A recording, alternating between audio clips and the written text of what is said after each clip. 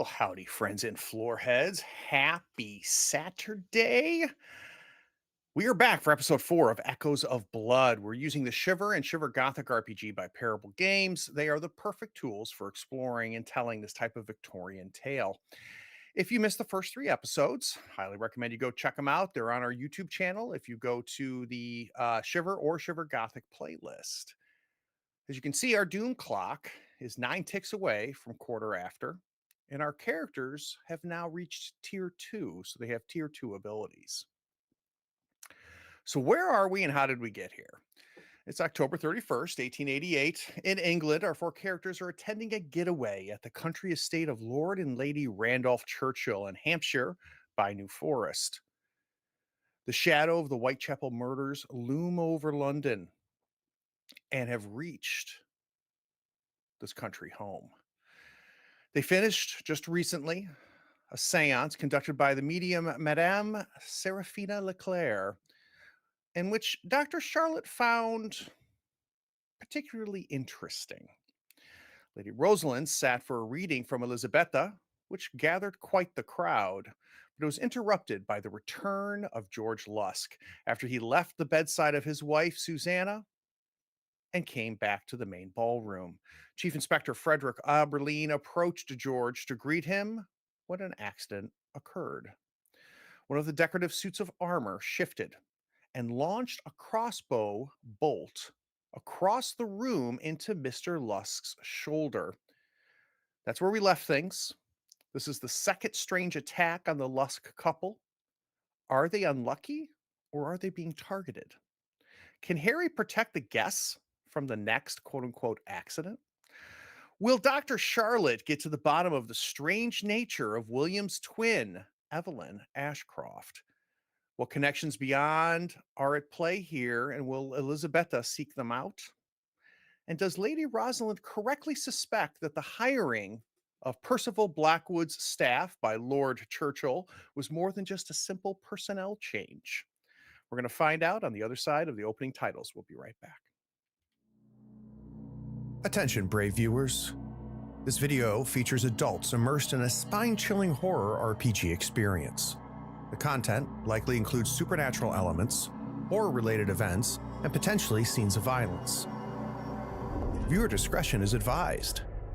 Enjoy.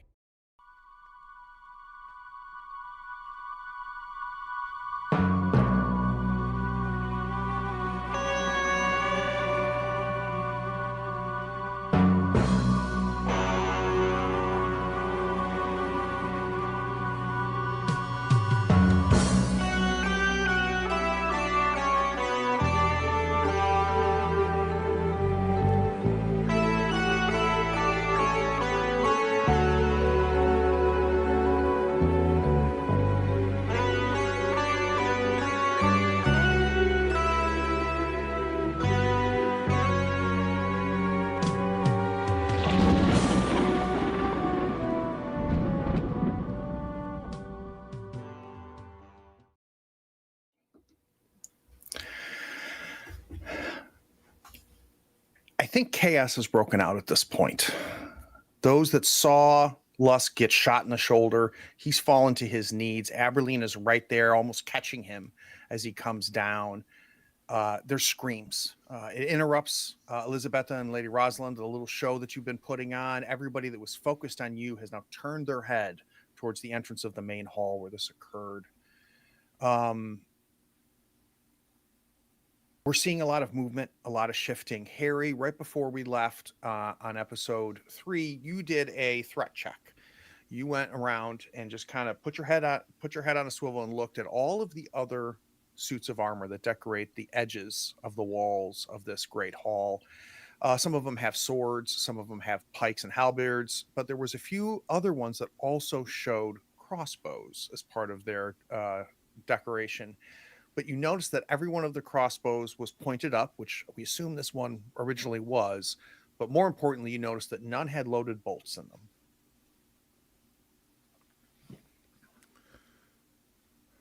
Well, at this point, I think I'm gonna, with that clear, start heading over towards Mr. Lusk and just sort of, Doctor.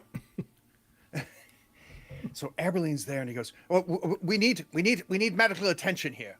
George, are you okay?" And he's holding where the bolt is. The bolt is still in there, and Harry, looking at it very quickly, it is a decorative old bolt, right? So this is not someone took a bolt that would be used tomorrow for hunting and loaded it in there. So this appears to be part of the kit potentially. It goes, "Oh, I can feel it. It's terrible. It's terrible." Everything. Doctor, we need a doctor. I don't move. Oh. And Harry kind of gives you a look. Mr. Lusk has told me not to touch him or his wife. Ooh, that's right. So a little bit of background for those of you that don't remember, but Dr. Charlotte was in the room when Susanna had her fit, as we're characterizing it. And Mr. Lusk is not a huge fan of Dr. Charlotte and is a bit suspect. Would you be comfortable with my assistance, Mr. Lusk? He's again on his knees and being kind of held up, maybe by Aberline. It's hard to tell whether he's keeping himself straight or not. And no. And Aberline goes, "George, you're being stubborn. Of course, we would like assistance." I will be happy to help. And I'll go over there and see if it's first and foremost safe to pull out and then get the wound to stop bleeding. So opening up her medical bag. Yeah, so let's do this. Let's do a quick smarts roll. Okay. And with a medical bag, I think do you get a bonus for that? I can't remember. You got 3 successes anyway. I don't know. You need one. Nice. So a couple things happen at once, Dr. Charlotte. You get down to look at the wound, look at the bolt there.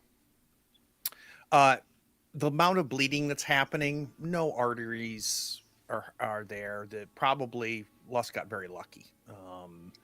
So yeah, I think without too much damage, and if you could put a compress to stop the bleeding, I think pulling the bolt out and stopping the bleeding and then wrapping it is probably gonna be enough. What's a little bothersome though is William, because as you go down there and you're kind of assessing the wounds and looking at it, William goes, so what do you think this is here? Do you think I know you've seen the inside of bodies, Dr. Charlotte. I'm just curious, what is your assessment? And he's really like no personal space whatsoever. He's right here by your head as you're trying to do this. Well, Mr. Ashcroft, it is a bolt going through his shoulder. I see that. Okay. And are you going to remove it? Yes, actually. Why don't you put your hands to use and help me pull it out? Oh, of course. and he follows your direction. So with this smarts roll, first smarts roll, you're easily being able to assess how you can get this out, and then we'll extend out the other 2 successes to the point where your medical attention here will be perfect. You will successfully remove the bolt as you need. You'll have no trouble stopping the bleeding, no trouble, with any medical care after that. Because of you, I think George is going to be fine. So as you're staring at the bolt in his arm or in his shoulder. You will be fine. Just bite on this. She'll pass him a cloth. Okay. And he's a little weak. He puts it into his mouth. Why am I going to? And she'll first cut the back end so it pulls out smoothly. And William, hold him still and just pull it out. And so it's do I cover both sides? William says. Yes, William. So he's now Cover holding both sides of the wound. And now Charlotte's going to work on stopping the bleeding. Okay. Lady Rosalind and Elizabetha, your small production has been interrupted. The crowd has kind of cleared out. What are you two doing all of this? Well, I'll say that as soon as that scent reaches me, My eyes are going to dilate just a little bit, and I'm going to take a deep breath in. And then I'm going to turn and just kind of look at what's happening over there, and then look back to Elizabeth. And I'm going to go, you were saying? And I watch Lady Rosalind and gather up the cards again. Say, look, well, it seems they have everything there in hand. Would you like another reading? Ooh. Maybe I should let one of these fine ladies have a reading from you instead. And as you say that, Lady Rosalind, both you and Elizabeth realize that the crowd has left, except for Madame St. Clair. Her and her significant other are standing there, just still. And I think it takes them a second to realize, oh, like now we're by ourselves. It's very obviously that we've been very interested and have been watching very closely. So her and Lord Montague are just standing there. And Leclerc hears you say that, Lady Rosalind. She goes, "Oh, no, would you mind?" Well, Madame Serafina, I would be honored if you would let me attempt to read the cards for you. Reginald takes. You see, Reginald doesn't have quite the same look that his date does. And Reginald goes, "Serafina, is this wise?" Of course. Montague, you're too much. And she sits down across from you, Elizabeth. Let's quickly cut to Harry. Harry, what are you doing? Now that there's no immediate threat and the medical situation seems to be under control, I'm going to try and find Mr. Stevens. He is a bit frayed. There are people, just milling about. There's a bit of a panic in the crowd, which is understandable. Someone just got shot. So I think you find him amongst the crowd, and there's a couple that's giving him an earful. Okay. Anyone I recognize, or just some guests? Okay. And as you come up, you can hear the gentleman saying, "I don't care. We have this party is over, and we are leaving." And Stevens goes, "I understand that, Master, but I'm sorry, but there's just with the weather and with the bridge out, quite frankly, there's no safe way to leave the estate at this point." "Well, that's for me to determine, not you," as you approach. Well, if you're planning to just ride out for a bit and perhaps camp in your carriage for the evening, I should warn you that there were wolves about earlier. You might want to reconsider staying here. Wolves? Quite a large one, in fact. Stevens, is there wolves on the estate? He pauses. "I don't know, sir. But I do know Harry is a truth teller. So if Harry claims that there's wolves on the estate, I am confident that there are, in fact, wolves on the estate." And he kind of looks at you like, what the hell are you talking about? Were we actually on the estate grounds when we ran into that thing? You were outside of the estate grounds, so there seems to be a bit of a miscommunication here. Okay. To be perfectly frank, it was only one wolf, but as I say, quite a large one. I believe it was outside the property. So, if you stay on the grounds, you might be fine, but I don't know as I'd risk it. Gentleman goes, "Fine, but I want you both to know that my tolerance is spent. And if anything else happens at this party, I'm holding both of you personally responsible." And he and his wife stalk off. He says, Stevens goes, I don't think I realized it was a wolf that broke the carriage." It was rather a mess, actually. I didn't want to... You had enough going on, but now there's enough more going on. I thought you ought to know. So look, it looks like no one's going to be leaving tonight. And I don't know, I imagine there's not enough guest rooms for everyone here. At least not ready. we are set. We're yeah. The Churchills has a room for everyone. Hmm. Now, some of them has been a conversion. So, for example, my room has been converted to a guest room for the party. I'll be Hmm. staying in the auxiliary building with the rest of the staff. But no, I think we are adequate. Hmm.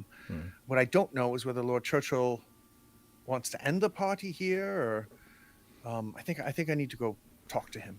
Indeed. Before you go, if I may, who was responsible for, cleaning and arranging these suits of armor around here?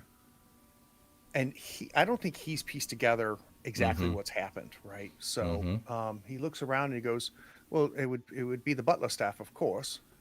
Mm-hmm. And do you know who would have made the particular assignments? Likely Westbrook." Well, for what it's worth, my vote with Lord Randolph would be to have the party come to an early end and get everyone in their rooms. But I know you know what you're doing. I concur, and that is going to be my recommendation. Right. So he's heading off. We still see Winston, the Prince, Blackwood. They're all kind of over in the corner near the dais where he made the announcements. Mm-hmm. Dr. Charlotte, your patient is not being rude, but he's not being as appreciative of somebody who's now being taken care of and saved by you would be. William's ecstatic to be your assistant in this process. We have sheets have been brought by the staff that are torn, that are allowing you to put a compress and to wrap this wound. Yeah, I'll tie it tight. Okay. But Aberline stands up and he goes, "George, I think you're in good hands. I need to figure out where this came from. I don't know of any guests that had weapons, but I'm going to trace the path." And he kind of stands up and starts walking back from where he thinks the bolt came from. Elisabetta, you've got I don't know if you're a little starstruck here, but you've got the famous Madame Leclerc sitting across from you, anxious for a reading. Okay. And I pick up the cards and I'm shuffling them slowly,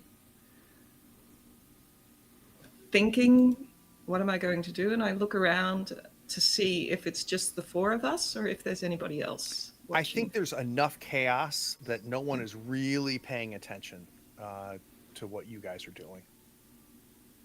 And then I think I stop shuffling, put the cards in front of Madame Serafina, and I look her straight in the eyes.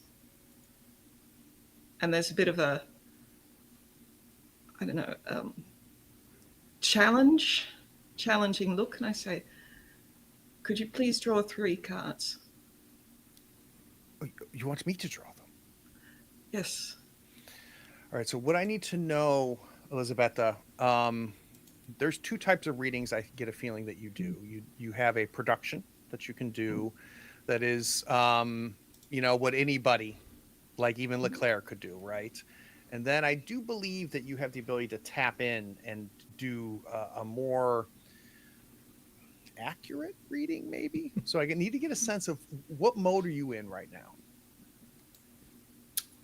I'm not ready to do an accurate reading, but I am planning on, I want to shake her up. I want to get her doubting whether or not, am I the real thing as opposed to her? Gotcha. So, got it. All right. So we won't do any rolls because we haven't really started yet.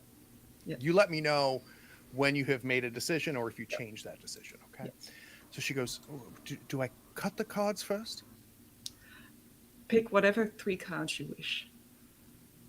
And she turns to Reginald. She gives him a bit of a kind of like, watch this, right? Rolls her eyes a little bit at him. And she cuts the deck into 3 piles and is glued to see whether this is going to cause a reaction from you. She knows that is non-standard, right? Any 3? Any 3. I'm not even looking at the deck. I'm just looking her straight in the eyes. So instead of taking the top card of her cuts, she spreads each one into a small fan on the table and picks 3 random out. She goes, here. And she hands them to you face down. Thank you. Can I put the deck back in any order? The rest of the deck doesn't matter. Okay, that gets a bit of a reaction from her. Oh. Okay. And I turn the first card. And again, it's kind of a tarot deck. Mhm. And the first card I imagine is 2 of clubs. It doesn't really matter what it is. I just close my eyes, I put my hand on it, and then I open my eyes again and I look at her and I say, I see a hidden path with shadows. I turn the next card, which is the 8 of swords. You see swords hanging down. I see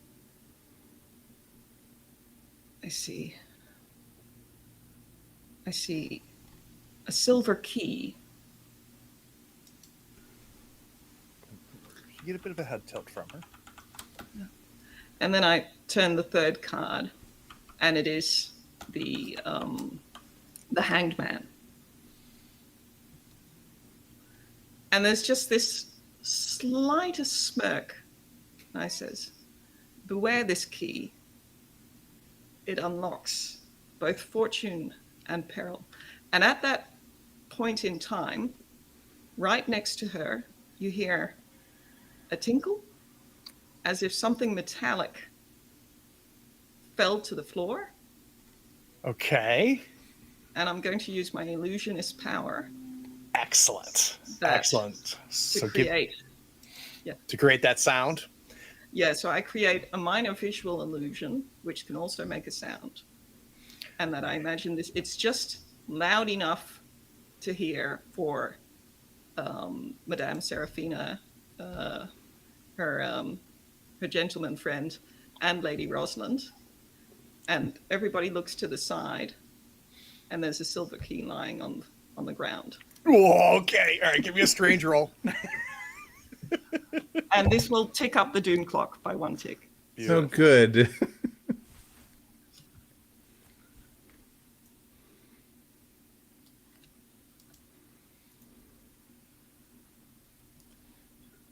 I got 1 luck. Yeah.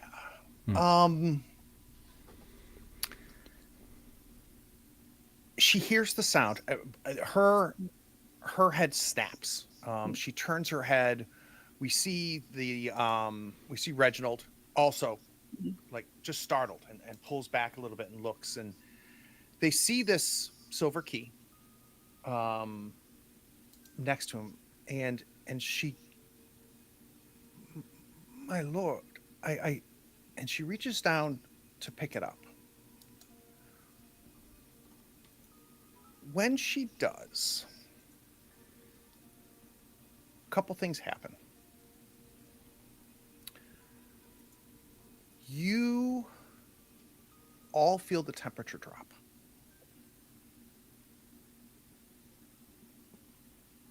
And she's startled by the sound, picks up the key, is very startled by the temperature drop.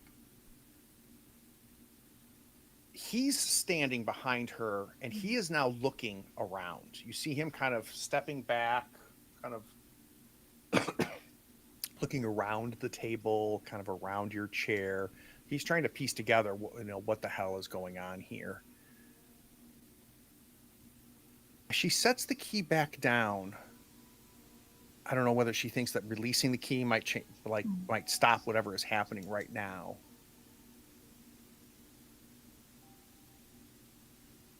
Rosalind and Elizabetha, you watch as it happens. There seems to be a cut or a scratch that just slides and opens on the top of her hand down to her wrist. Oh my goodness. So I need a quick fear check, both from Lady Rosalind as well as Elizabetha. And Elizabetha, this is not you. Fear is hard, or Is fear is going to be strange. fear is strange. Strange. So just give me a strange roll. Elizabeth, we have a success with a luck. Mhm. Lady Rosalind, you do not. That gives me another tick on the doom clock for failing a fear check. Now, I don't imagine this causes Lady Rosalind to squeal or, freak out in the way that maybe a commoner mortal would. But it's disturbing. So can you walk me through what this fear reaction might be? I believe that she's very used to the scent of blood, very used to it. And as her wound kind of beads and rolls, it smells strange. It smells off. And it puts me back into that mind frame of the last time somebody smelled off. When basically my own essence was mixed into it with all these other essences. And as the temperature drops, I let out just a breath and it kind of fogs It does. in front of me. And I think, Elizabeth, that you noticed that. So do me a quick favor, Lady Rosalind. Let's change your status from stable to afraid. So this is, you're going to temporarily lose 1 core skill point from every core skill. So if we have you roll while you're afraid, you're going to be at a -1. Oof. And she looks up at you, Elizabeth. What is this? And she's taken a handkerchief and is covering her hand. This is uncalled for.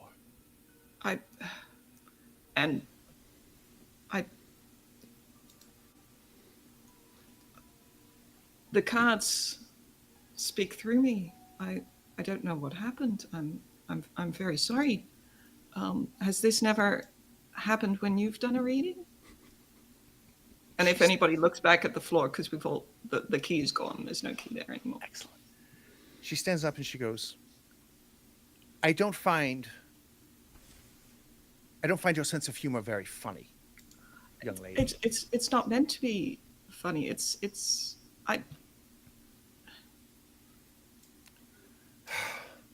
Reginald, we need to go up to the room. I need to tend to this. And she kind of lifts it up. She goes, I think it's just a scratch. But as she starts to walk away, Elizabeth, she turns back to you, stopping both of them from walking. She turns around. She goes, unacceptable. And then she continues walking. Well, that wasn't entirely what I was planning to do. And then I looked to Rosalind, and I imagine that's when I see that Rosalind is Lady Rosalind is. I can imagine you. Do I notice that you're on edge? I would imagine so.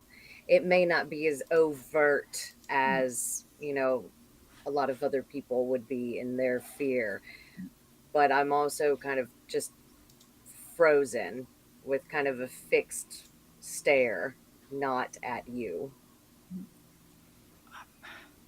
That wasn't entirely what I was planning to do.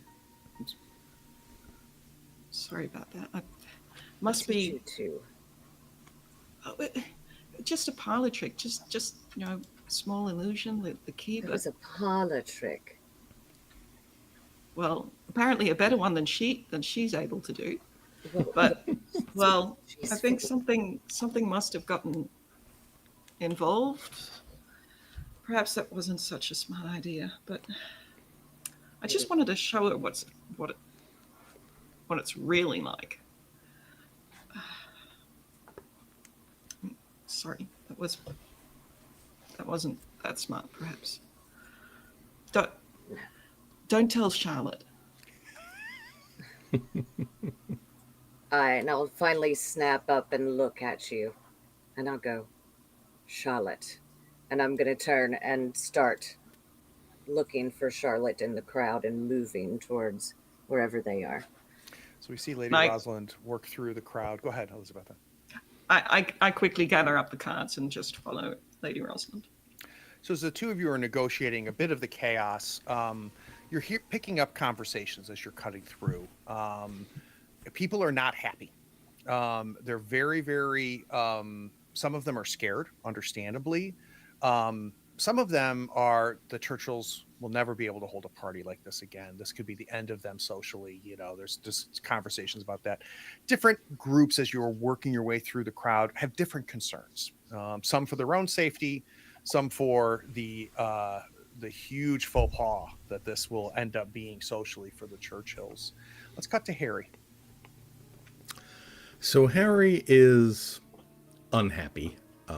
There's obviously been a lot What's of new? Yeah, exactly. There's been a lot of things going on that he doesn't care for. So he's just basically kind of going to be probably standing in one place and just sort of sweeping the room, like figuring out what's going to happen next. Who's paying attention to Lusk or Aberline especially? What looks weird? Are any of the other suits of armor in potentially threatening positions? Is there any decor that he's like, racking his brains to figure out what might go wrong next? Let's do a smart roll for this Overwatch, and let's Alrighty. see kind of what you take in.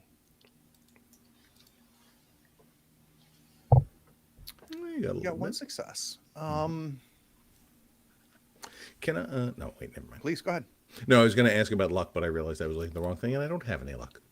Okay, and remember that just as a reminder for everybody, you can spend a luck before the roll to add a die, and if you roll 2 luck on a roll, you can count that as a success. You can count that as receiving one of the other symbols.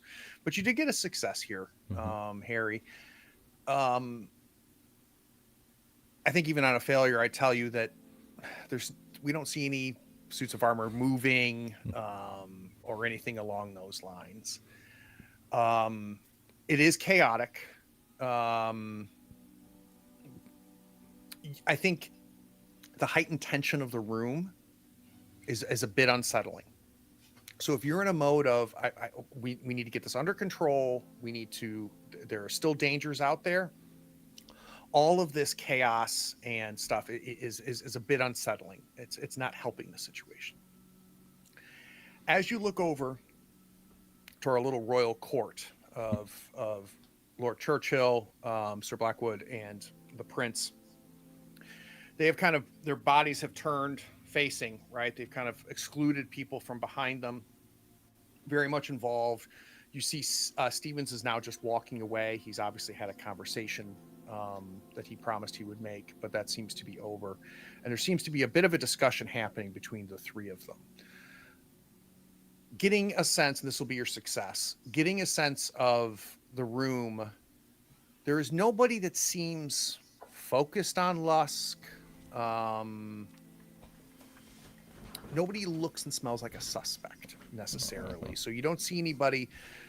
You know that, a lot of times when a crime like this would happen, whoever might be involved would be very interested in what's happening over there. There's nobody that's being weird about it whatsoever. So I think your assessment is... Including William? William seemed like he was being a little weird about it, but he's a little weird, so... Yeah. I think for William, he's being weird with Charlotte. Right? Okay, fair. And I think definitely, Dr. Charlotte, you understand this and recognize this in William. William is gears and mechanics and harnessing, the power of lightning and things like that. You have the gooey soft stuff is what you're into, right? And he knows nothing about this and is just absolutely hanging on every word. Any knowledge he can glean from you about this is what's happening there. So yeah, and I think, Harry, you quickly realize that whatever odd behavior is happening from William, it is the foci of it is Dr. Charlotte. All right. Well, not seeing anything immediate there, I'll probably just try and keep an eye on Westbrook for now. Maybe start heading in the direction of the Prince's party just to see if I might be able to hear any of what's going on. Westbrook isn't here. I think he's probably still back in the in one of the servant areas. He's had better days. He's still, I think, would be recovering at this point. And you start to work towards the triad.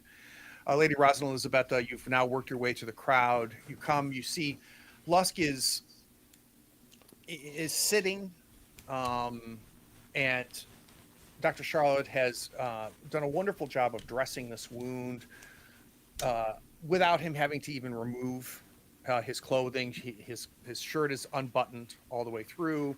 We see her kind of doing the wrapping under the clothing. Lusk seems slightly annoyed that his jacket has a big hole in it now, and you can see him putting his thumb through that hole, and just I did not expect to have to bring a second jacket for a party. This is okay. Yes. As you were continuing to address him. He will heal 5 in total. Perfect. Got it. Thank you. And when she finished dressing him up, she'll say, try not to lift that arm above your head. Had no plans of it. Could we get a footman over here? I think I want to go back upstairs and perhaps lay with my wife. She's gonna walk away. So he turns around. Could somebody get me a footman, please? Please. As you turn to walk away, William immediately stands up. He's taken a handkerchief out as well, and he's kind of cleaning some of the blood off of his hands. And he says, "So, how long do you think it would take for that to heal, Dr. Charlotte?" Probably a few months. Is there a balm or something that something we could muddle that could potentially speed the healing? A concoction, a potion? Oh, absolutely. But that man does not like me, so I will not do that for him. No, that's fair. That's fair. Lady Rosalind Elizabeth, you arrive. Ah, yes. Is this party not exciting? It is. Exciting is one word for it, yes. Best one I've been to in ages. Charlotte, you hardly ever go to any parties. Exactly. Actually, I think this might be the first party I've ever seen you at. It was the first one I was invited to. Oh, I find that hard to believe. So we had something weird happen. Shocker, I know. William. Shoo. Oh, yes, but don't forget what we spoke about. And you'll keep me updated. Of course. And he almost reluctantly kind of is looking around, and you see that he sees his sister and goes and just kind of walks towards her. Harry, go ahead. Lady Rosalind, would you mind tasting a bit of red for me? Not at all. Okay. I'm going to just slip her the vial. Okay. All right. Do we give her any context of this blood that you're carrying? Does Lady Rosalind ask? No. I do not. All right. And I'll turn it up, and I will use my thing, my trait. Okay. Serious palate trait. Can you read it off for us? Yes, I gain a +1 talent die when making checks to follow a scent or identify a smell, but the second part says you can also identify any enemy or the rough characteristics of a person from the taste of their blood. All right, so the first one won't matter, but I think the second one will. Let's do a quick strange roll. And I have a -1, don't I? Correct. I'm afraid. And this is just a measure of degree of success. The trait allows you to succeed, but if we can get some extra strange successes here, I can go a little bit more in depth. Good luck. So, yeah, you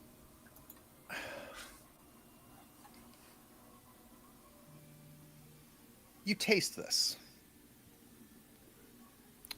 and at first it tastes of man, it tastes of mortal, but there's a bizarre aftertaste to this blood. It's not synthetic. It's other.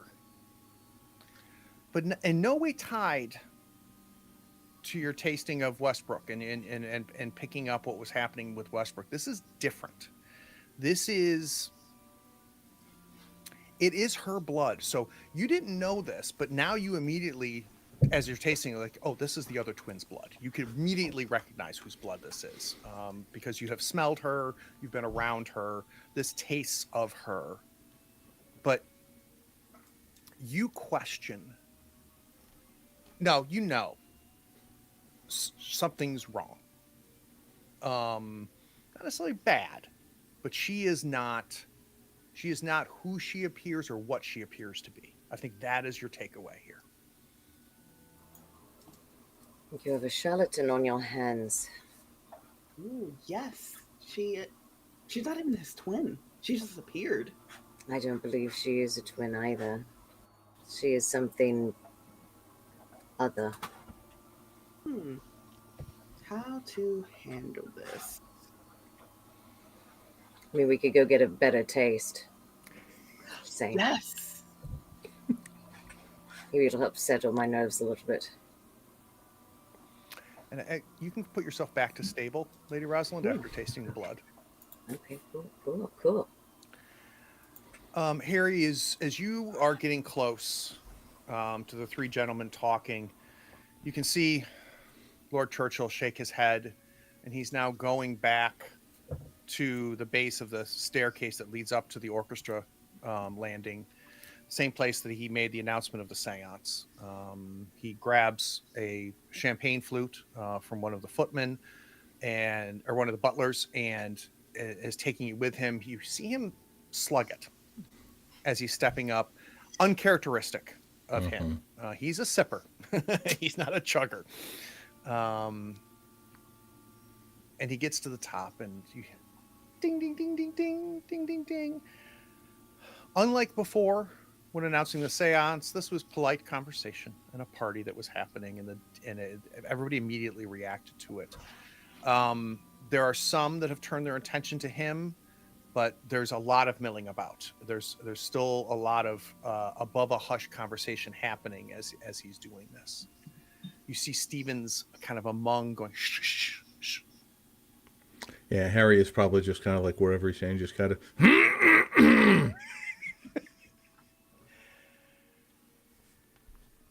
Once it settles down, Harry, you take an apprisement, and unless you tell me otherwise, Harry, I'm assuming that you are constantly on Overwatch. So unless you tell me otherwise, I'm going to probably keep feeding you.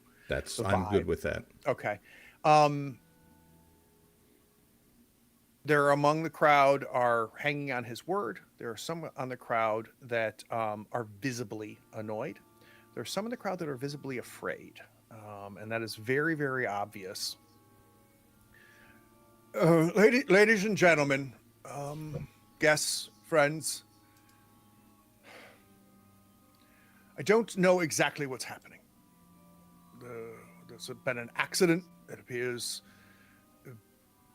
some sort of malfunction in part of the decor. I am told that Georgie is fine, and he will be taken care of thanks to the good doctor. And he kind of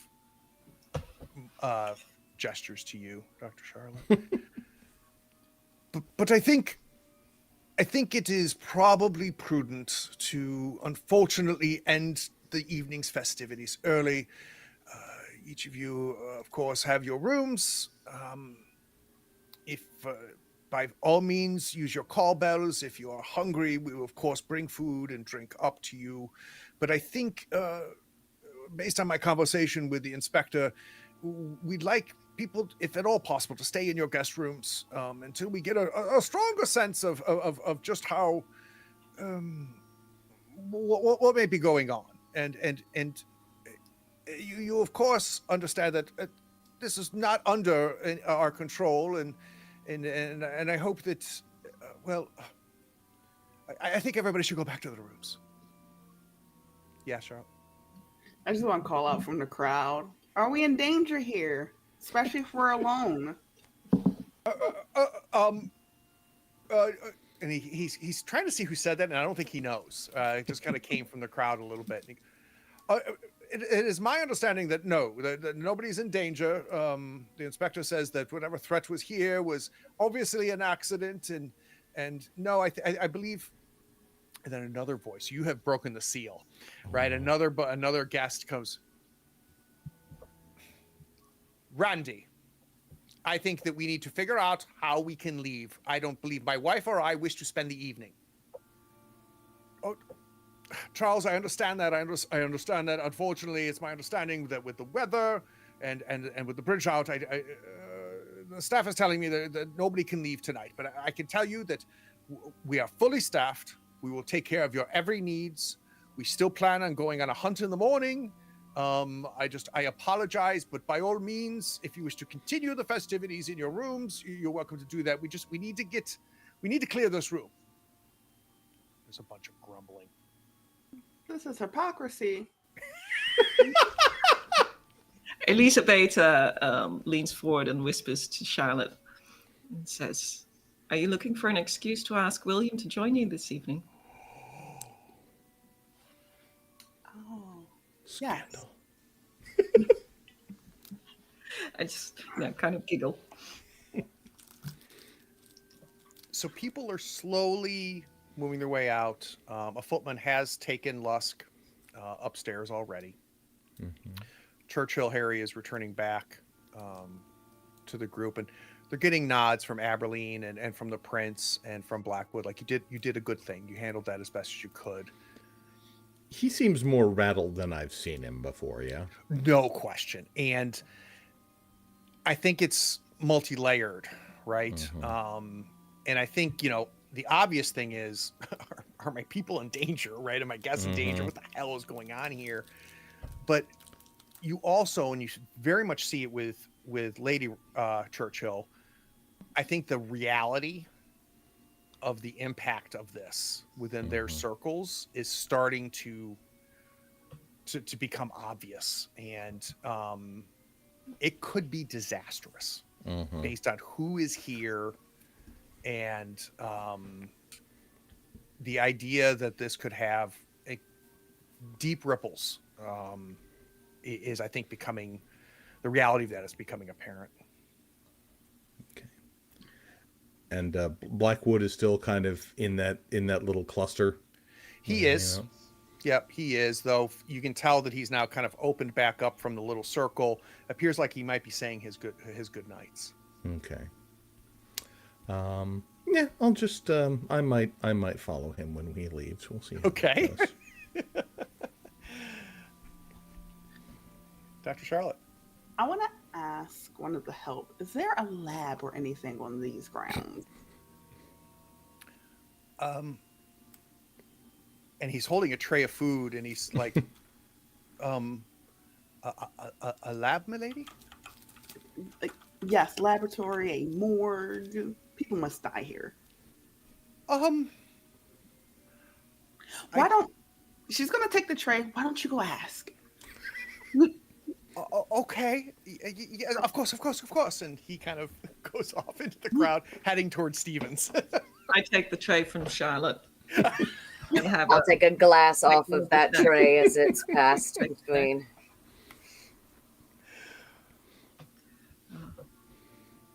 William and Evelyn come up to the three of you. William goes, I think my sister and I are going to retire. We have adjoining rooms. And he kind of looks at you, Charlotte, and he goes, on the third floor, 4 down from the staircase, in case you need anything or have questions. Of course. Evelyn. Yes? Might I have a word, darling? Yes. William, I'll catch up. Hey, walk she's with me. I'll you. walk you to your room, and I'll link arms with her. Okay. You start walking. I'm gonna need a roll for that because I don't think she likes that at all. Give me a heart roll. All right. Here we go. Oof. Well, Merry Christmas with a fail 3. So, No, there was a That's a success. success. A success. oh, and there 3 was. Oh, strings. damn it! I was all excited. Oh, everyone Gosh, was excited. Craig. Oh God, I was all excited. So when I didn't register the success. So for those watching, whenever there's a failed roll, for every strange that's rolled in that failed roll, it ticks up my clock. So I don't get to tick it up 3. I was getting all excited. She goes, of course, yeah, no, and William, I'll knock on the door when we get up there. I don't believe we've met, but I know who you are. I know who you are as well. Oh. And now she is, whatever pace you were going, she is pressing this pace. It's obvious that she wants to get out of earshot of as quickly as possible before this conversation continues. I'll pick up the pace just a tad. Okay. But I'm going to make sure we don't catch up with any of the other groups of people who have been leaving the room as well. Excellent. Charlotte, Elizabetha? Elizabetha, would you mind spying on them? Making sure the lady is okay?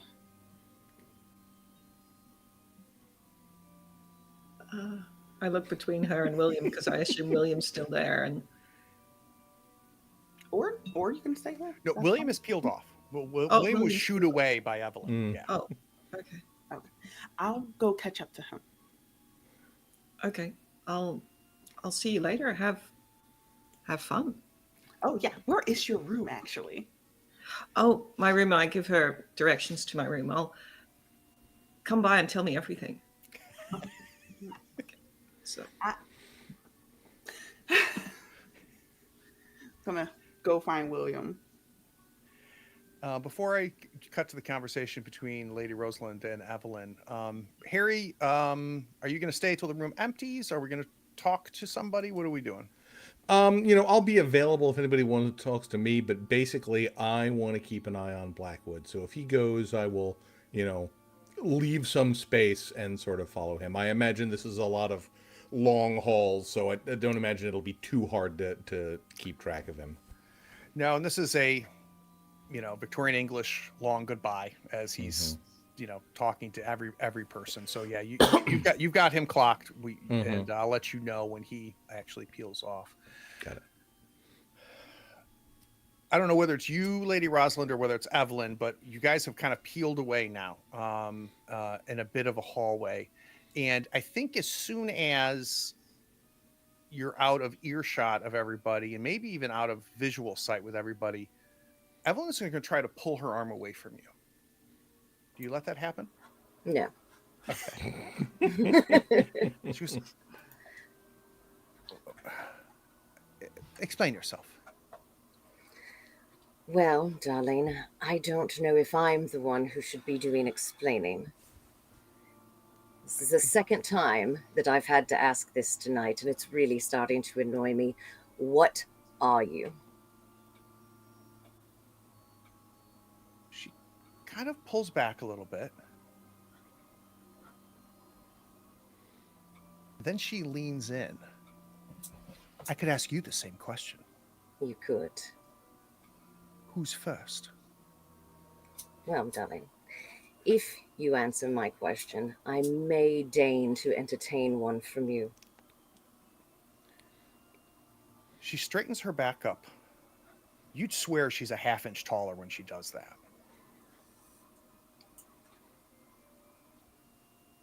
The look on her face, the expression on her face changes. I think she's about to tell you, but I think we should take a 10-minute break before that. Break. You can't do that to me!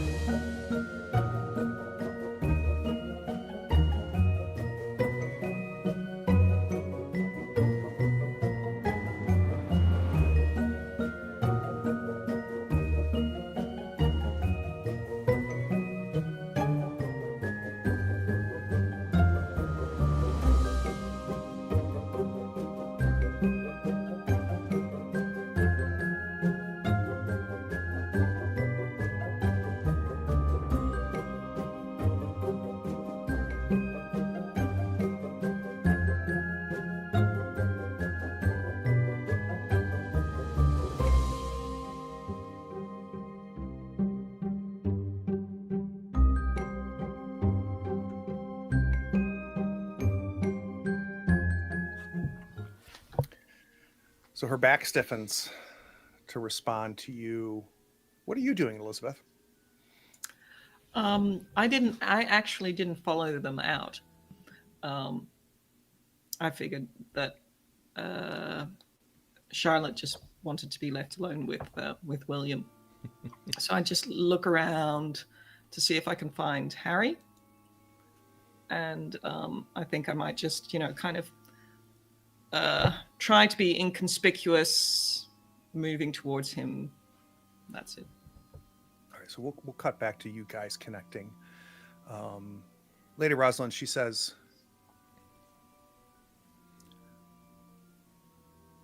I'm not as old as you. I'm not of you.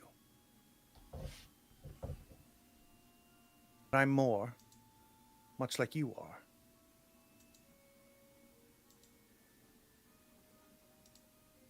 I don't see our agendas crossing. If you don't mind me, I won't mind you. Her voice is deepened. Oh, I most definitely won't mind you. Are you aware of what else is in this house? You're talking about Blackwood? Enough? And a staff? All of the staff. Yeah. Are you just picking this up? What are they? Oh, they're closer to you than me. Interesting. What I'm curious is, have they detected you? I'm not sure. I have a feeling you'll know. If they have, they haven't made any overt gestures. I've enjoyed this conversation. I must attend to my brother. I don't like the influence your friend is having on him. He's losing his focus. So I don't know how much sway you have over the good doctor, but William has important work to do. And being distracted by her is going to only slow him down.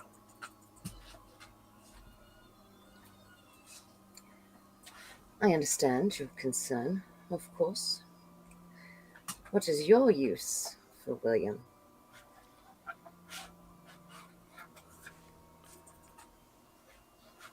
William and I made an arrangement a long time ago. One that I think has slipped his mind.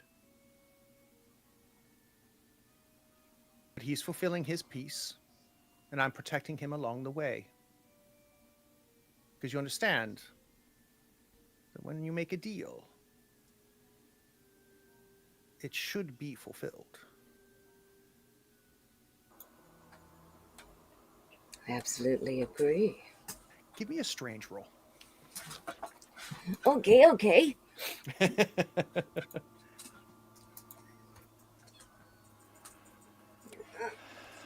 it. You can bank that luck if you don't have a luck already. I will. She steps back and she goes, Lady Rosalind, keep your prize away from me. I know what you're trying to do. I felt it. I'm going to reiterate. Our paths do not need to cross. Mind yourself. I am going to very quickly be in her face. I could move just a little too fast. I think that you have the wrong idea of your status here. If you think that you can say one, it's the last words you will ever say. So she, one, does not flinch, when this happens. Nice. And she stands with you nose to nose.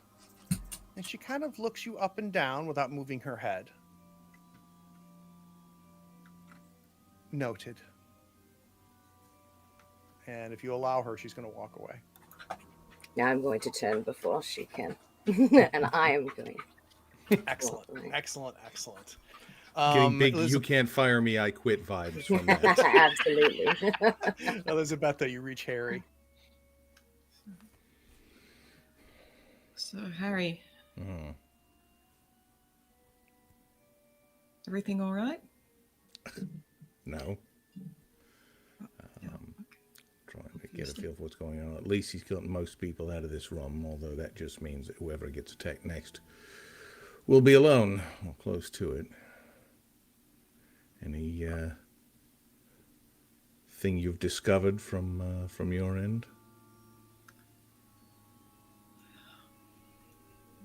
Not really anything useful, I'm afraid. Now I'm planning to keep an eye on our strange friend, Sir Blackwood. Try and see where he's going once he finally makes his goodbyes. I feel like he's at the heart of this in some way. So almost on cue, we see him kind of break away from the group. Nobody's coming with him. He's just walking himself back to the main foyer where the grand staircase is. Okay. I start following him at a discreet distance. Let's do Yeah, a wits roll. Let's see Wits, how you say? successful we are here. Sure wish I had some luck to spend. All right, I can work Nice, with 2 that. successes. 3 successes if you want to convert that luck, or you can bank one of those luck. I think I'll convert it. I wanna see what this dude's up to. So I think the first success is no trouble tracking him and being unnoticed in the crowd.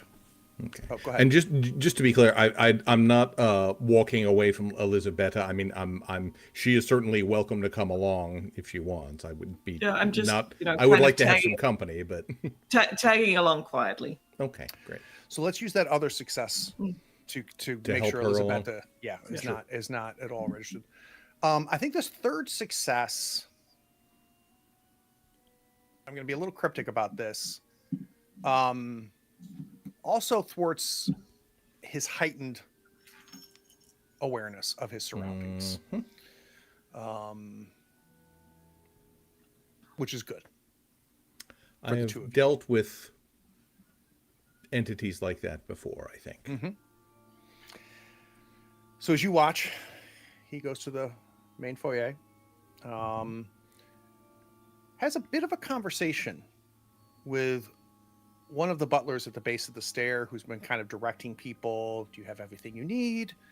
And there's a familiar touch he puts on the man's shoulder, which it's very possible this person used to work for him, right? And it has that sort of familiarity to it.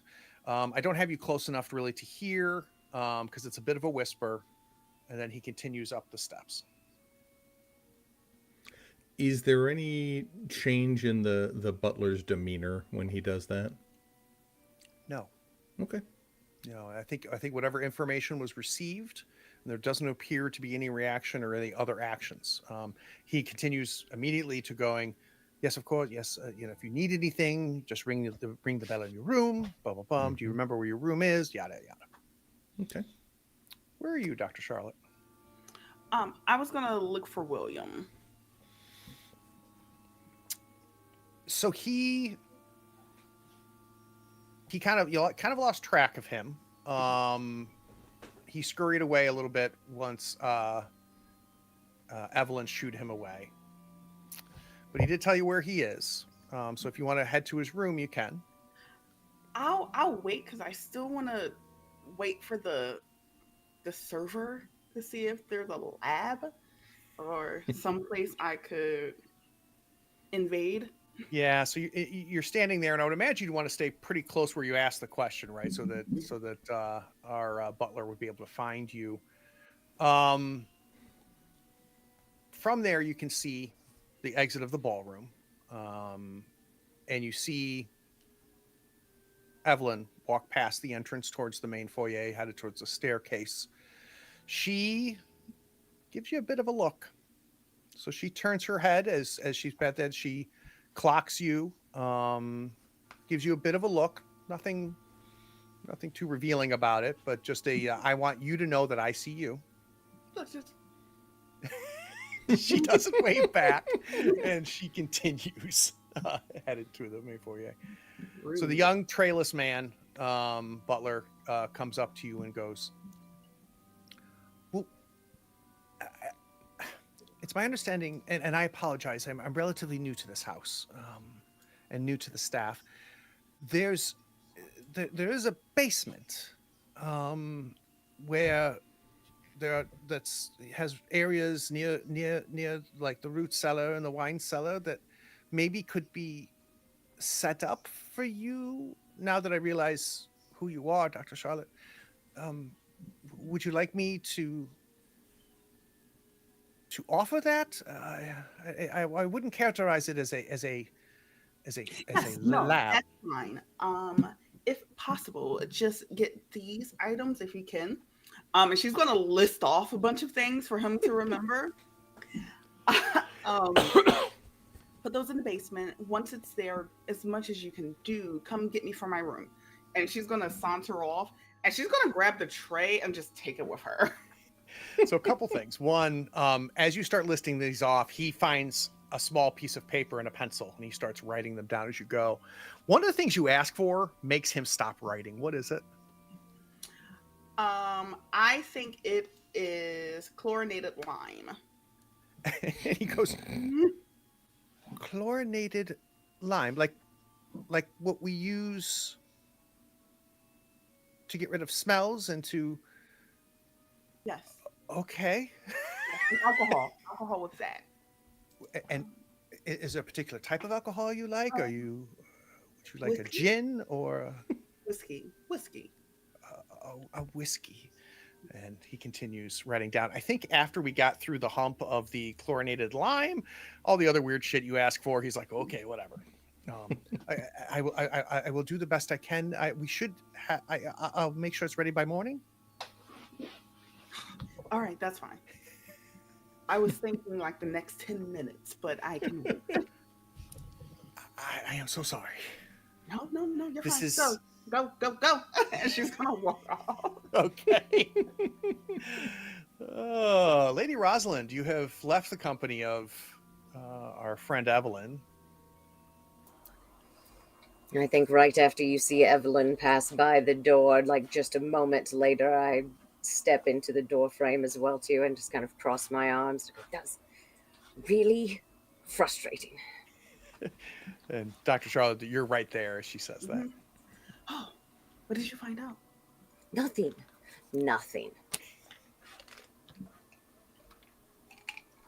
She's fucking weird, though. I'm sorry, pardon. Yes, we all know. Listen, no, this is way beyond. Like, she didn't even flinch. Oh. But you know, I can be really scary when I want to be. You can be I know, terrifying. right? I know. You are a fierce tiger. I know. I feel like Lady Rosalind's feelings were hurt. All right. Well, I like it when they're scared of me, and she wasn't scared. well, then she's probably not human. Oh, no, she's kind of human. But I don't think she'll be in particular my way. She did ask me to get you to back off of William. Oh, well, we both know I'm not going to do that. Of course not. Where's Emerson? Has he just been here the whole time? I don't think he ever stopped following Lady Rosalind. I just love the idea of you don't see him unless you go, where's Emerson? And like, he's there, right? I'm going to startle a little and go, can we get him a bell or something? He doesn't need a bell. He is not a cat. And then she'll like Yeah, take his it's out of hand and nowhere. like for him to grab onto her dress, so he follows her now. So I am going to have a lab set up in the basement, or at least what I think they can have set up for me. That sounds like a I work. expect that we are going to have some dead bodies on our hands by morning time, and I am God, excited. I hope she's one. Wait, I might kill him myself. I'm going to hold her shoulders. It's okay. It's fine. Though I am curious, if you do kill her, how does she work? I mean, we could find out. I could do it for you so that you could do experiments on her. Oh, that would be exciting. Let's. Neither here or there. Neither here or there. I will talk All about right. it later. All right. Have you? Where's Elizabetha? I don't know. I'll start looking around. Let's cut to them. So the two of you are following without any difficulty. There's a bit of a, like at every floor, there's a bit of a crowd, especially as the closer to the staircases, people are slowly returning and settling for the night. It's also late. It's like 10:30, 11, right? So this is not not a everybody needs to go to bed early type situation. There's orders being made, so you'll notice as people are kind of working their way up the staircase and maybe going to the second landing, every once in a while they'll grab a butler that's close and say, would you bring a bottle of sherry up to our rooms, and requests are being made as you go. Sir Blackwood talks to nobody, but gets to his room. It's on the third floor, and it's a bit of a walk down from the stair, so it's not near the stair. He comes to his room. They're not locked. He looks down the hall where he came from, but doesn't seem to recognize that the two of you have been with him the entire time. Yeah, I'll be, sort of like approaching a door which might plausibly be mine, and if I, if I notice him looking, I'll just kind of give a sort of companionable nod, and that's about it. He goes into his room. Okay. I make a note of which one it is. And then I would like to tiptoe down there and see if I hear anything of interest. Ooh, okay. What is Elizabetha doing? I'm shadowing Harry and just, checking, does he want me to follow or should I stay back? And Harry is one of those guys that's, his focus is clearly or has been on Blackwood, but he does periodically sort of glance back over his shoulder to see if you're still there. And it's kind of like he wants to make sure he doesn't lose you. So the two of you work your way down the hall. Yep. Is this a peer in the keyhole type situation, ear to the door? What are we doing?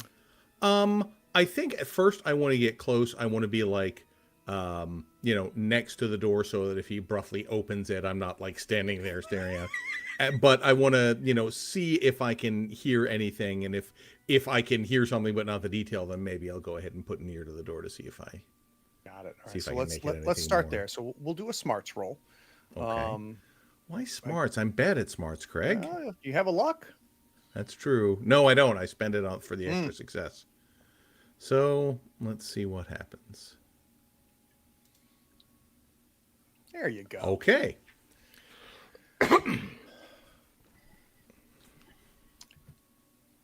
This is true whether you made it or not. So you hear nothing. Even when you put your ear to the door, the success is going to give you a realization that it's too much nothing. You would expect to at least hear the opening of drawers, the creak of the bed, sitting down in a chair, and there is nothing coming out of that room. Where in relation to this would my room be? You tell me. Well, I would love it if it were relatively close. Yeah? That Yeah, sounds like a luck roll to me. I suppose that's a thing I could do. I'm worse at luck than smarts, but that's okay. Holy No, you're cow! not. You're just as good. Yeah, let's say 2 doors down. Okay. Well then, I will move down to my door, and say to Elizabeth, nothing inappropriate about it, but this is my room, and I'm going to see if I can see anything from there. You're welcome to come in. I don't mean anything by that. That's fine, Harry. I'll join. This is Okay. actually quite exciting. All right. Yeah, then I'll go in and sort of look out. I don't know if there's like a balcony or just a window I can open Just up a and window. look out. Okay. I'll look out and see if I see anything going on in the direction of Blackwood's room. So opening the window is a bit of an effort because the winds, the storm only seems to be escalating. So it takes a little bit more effort than if it was a nice quiet evening. You get that opened. We feel the cold storm wind fill the room, and it's loud. Between the rolling thunder, just the torrential rain as it's hitting every surface, it creates kind of a white noise just thing. You kind of take your hat off. I would assume stick your head out. No, that's what the hat is for. Oh, okay. Keep Just the head kind on. of hold on to it. Yeah. Yeah, you stick your head around. No one else is foolish enough to have opened their windows, including Blackwood. But I mean, there's light on in the room. Oh yes. Okay, so he doesn't appear to have vanished anywhere. All right, well, nothing I can do about that, and not that I'm going to do it now, or possibly ever. But I imagine that any effort to sort of clamber over there would be very challenging, particularly given the weather. With the weather, definitely. So you do have, a bit of a decorative ledge area that you could potentially, and it's brick and stone. So it would be, I would like if we were to do it in normal weather, I would need 2 successes on a wits roll for you to be able to do it without falling. I don't think you would even consider doing it now. Yeah. Okay, that's fair. What are you trying to do, Harry? I want to know what he's up to. He's definitely got something going on. And he kind of leans back frustrated and shuts the window. Bloody hell. I don't know what's going on in this place, and I don't like any of it. Tell me, if you will. And he starts, like he's not undressing, obviously, in front of a lady, but he's like, taking his hat back off and his gloves off and that kind of thing. And Elizabeth might notice for the first time that on the back of his right hand, there's kind of a strange sort of angular scar that somebody with, some sort of occult knowledge might recognize as like an old Norse rune of some kind. And he says, what do you know about Lady Rosalind? I'm just staring at the scar on his hand for a moment, and then He kind of looks down and notices it and kind of, puts his hand down a little self-consciously. Lady Rosalind, she's a friend of Charlotte. I hadn't met her before, but she's and I'm a bit distracted and confused by this garment, and I just say, I don't think she's like us. She's definitely not. No, but I think she's quite dangerous. But Charlotte trusts her, so she's got to be. She's on our side. I'm assuming so. How did you get that scar? Oh, that was a few years back. The first time I had to deal with something a bit outside the pale, I suppose you'd say. Was dealing with this fellow who had some sort of little cult he was building out down in Westgate, and he before I was able to put an end to his little process, he bloody branded me. Oh, wow, that must have. And very inappropriately, I reach out and take his hand and just kind of trace the scar. So, oh, that must have been very painful.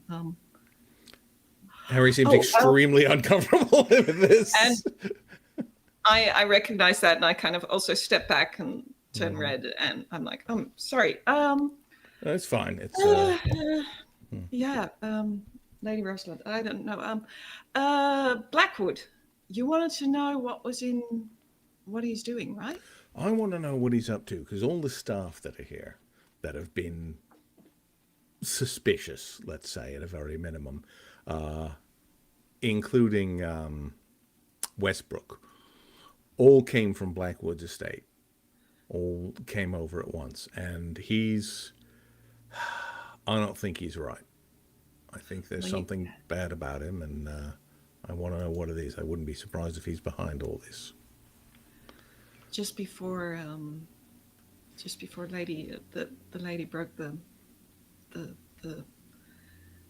medallion, and that, I don't know, that energy escape, I could feel something coming from him as well. This is probably a really bad idea. I could go take a look. That sounds very dangerous. Well, how you'd talk him into letting you have a look in his room. I oh mean, no, he'll never know. I mean, it's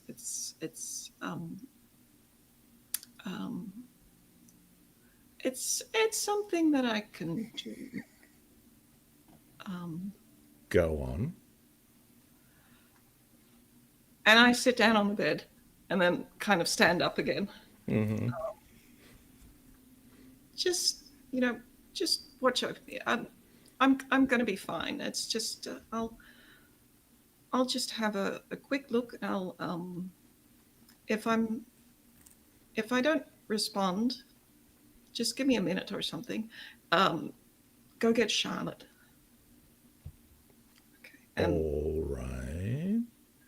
And I don't sit back on the bed, but I get down on the floor, cross my legs, sit back with my back against the bed, close my eyes, and then I want to use my new... So let's hold 1 second. Yeah, let's hold 1 second on that. I want to know what Harry's doing. Harry is just kind of quizzically watching this whole thing. It's like, I know she's a fortune teller and does all this sort of weirdness, and I'm expecting it's more of the sort of fraudulent shenanigans we've seen earlier, but enough weird things have happened tonight that I'm not betting on that. So he's just probably standing there and probably not even consciously of it, kind of rubbing his thumb over that scar on his other hand, just as he watches to see what the heck is going to happen here. So are you going to stay or follow her instructions to go get Charlotte? No, I think I'm going to get Charlotte if I don't respond. Right. Okay. That's how I read that as well. Perfect. Okay, cool. Okay, Yeah, so I'm just going to watch and see. All right, so Elizabetta, we have a tier 2 ability. Would you like to share it with everybody? That's my astral form. You can leave your body as an astral projection. With this ability, your astral form can pass through solid objects without being seen by everyday people and most enemies. It moves at the same speed as your body, and for each minute you are in your astral form, the doom clock ticks up by 1. Oh, this is fine. This is great. My astral form cannot take damage unless attacked by someone in the astral plane or by strikes that deal soul damage, but my physical body is left behind in a coma-like state and cannot defend itself. I can't drift further than long range, but I'm guessing that the rooms are close within enough. long. Yeah.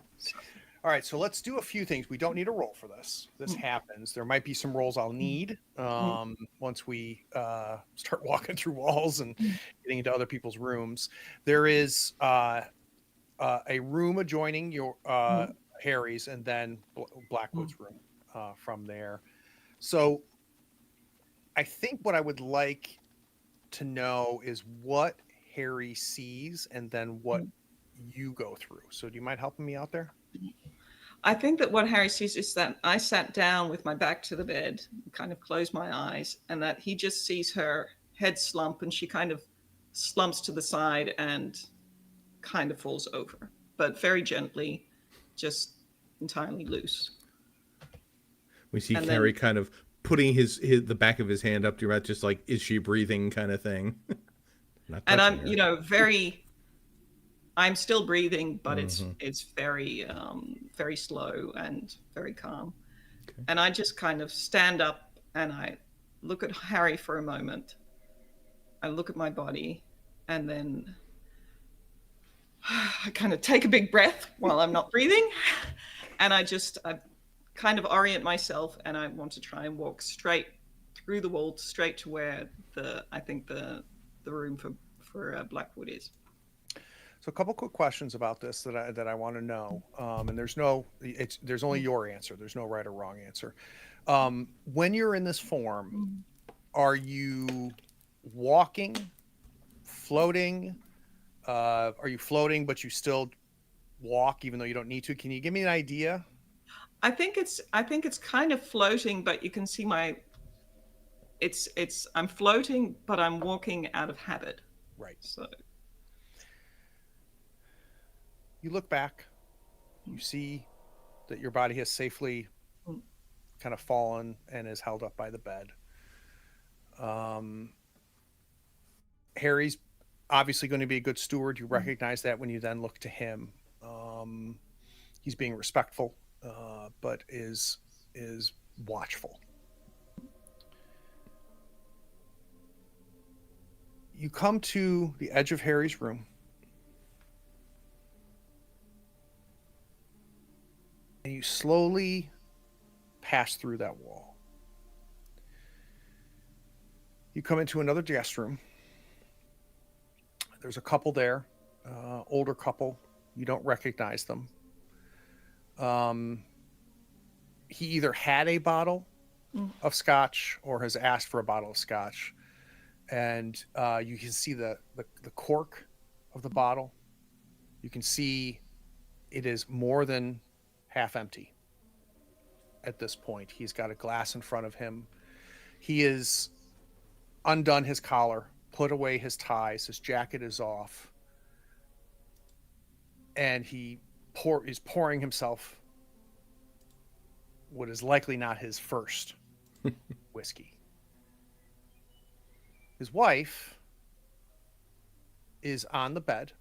She has not in any way undressed. And she says, Martin, this is the last time that we spent any time with the Churchills. I think it's critical that when we get back to London, that we begin to discuss exactly where the Churchills will fall in society at this point. And he's got a bit of a slur to his speech as you're passing through. He says, Sarah, we need him. I need him in Parliament. And I don't need, and he's kind of swaying, and his voice trails off. You reach the other side of their room. And I continue. Go ahead. No, please. No, I think I give a glance to the side to them and just continue my path towards the next room with a slight hesitation, but I do move through. You pass through. You are right next to his bed. So the head rest of the bed and the canopy is touching the wall that you are passing through. You're coming. If I was facing the bed, I would Yeah. see you coming. I can't see anything, but get the idea. Coming through the left side of that. How old are you? 27. Late 20s. As you pass through the wall, you see Sir Blackwood.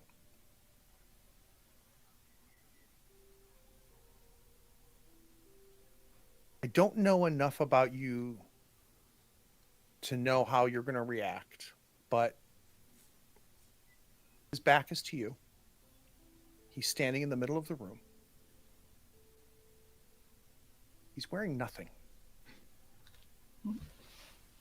It is his naked. He's standing there naked, not moving. He's about 6'1", 6'2". He's a tall man. His skin, you already knew, is very pale. I don't think you got a sense of it until you're seeing him naked there.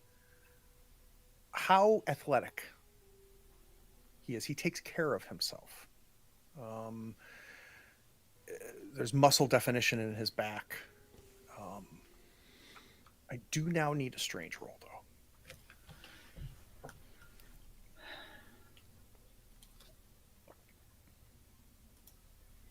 I have a luck, but I'm going to keep that one.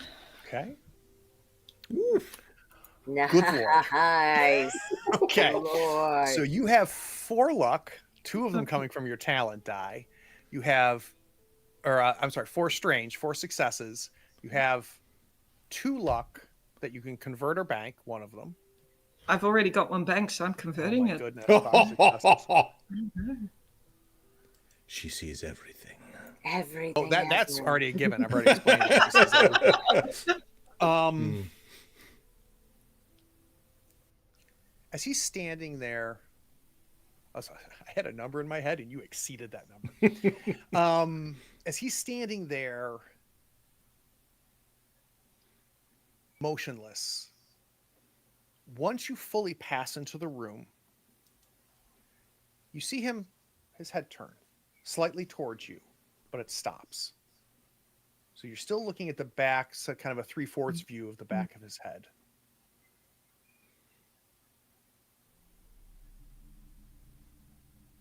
He walks over to one of his suitcases, and incidentally, he's got several in the room. He's got 4 or 5 suitcases, far more than anybody else would pack for a weekend at the Churchills. He puts one of the suitcases and he starts walking over towards the bed.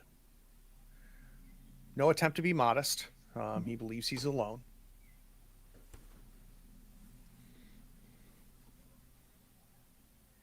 He opens up the case,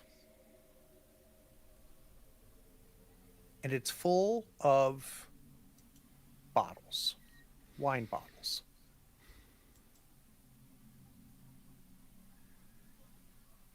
He takes one out. He uncorks it. And he doesn't drink from the bottle.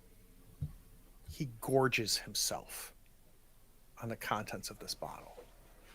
He tips it up, and you can just see the gullet in his neck is, and he's just consuming it. And what little light is passing through that bottle, you're just seeing whatever that liquid is coming down, coming down, coming down. You owe me a minute, so I'm going to add a tick on the doom clock.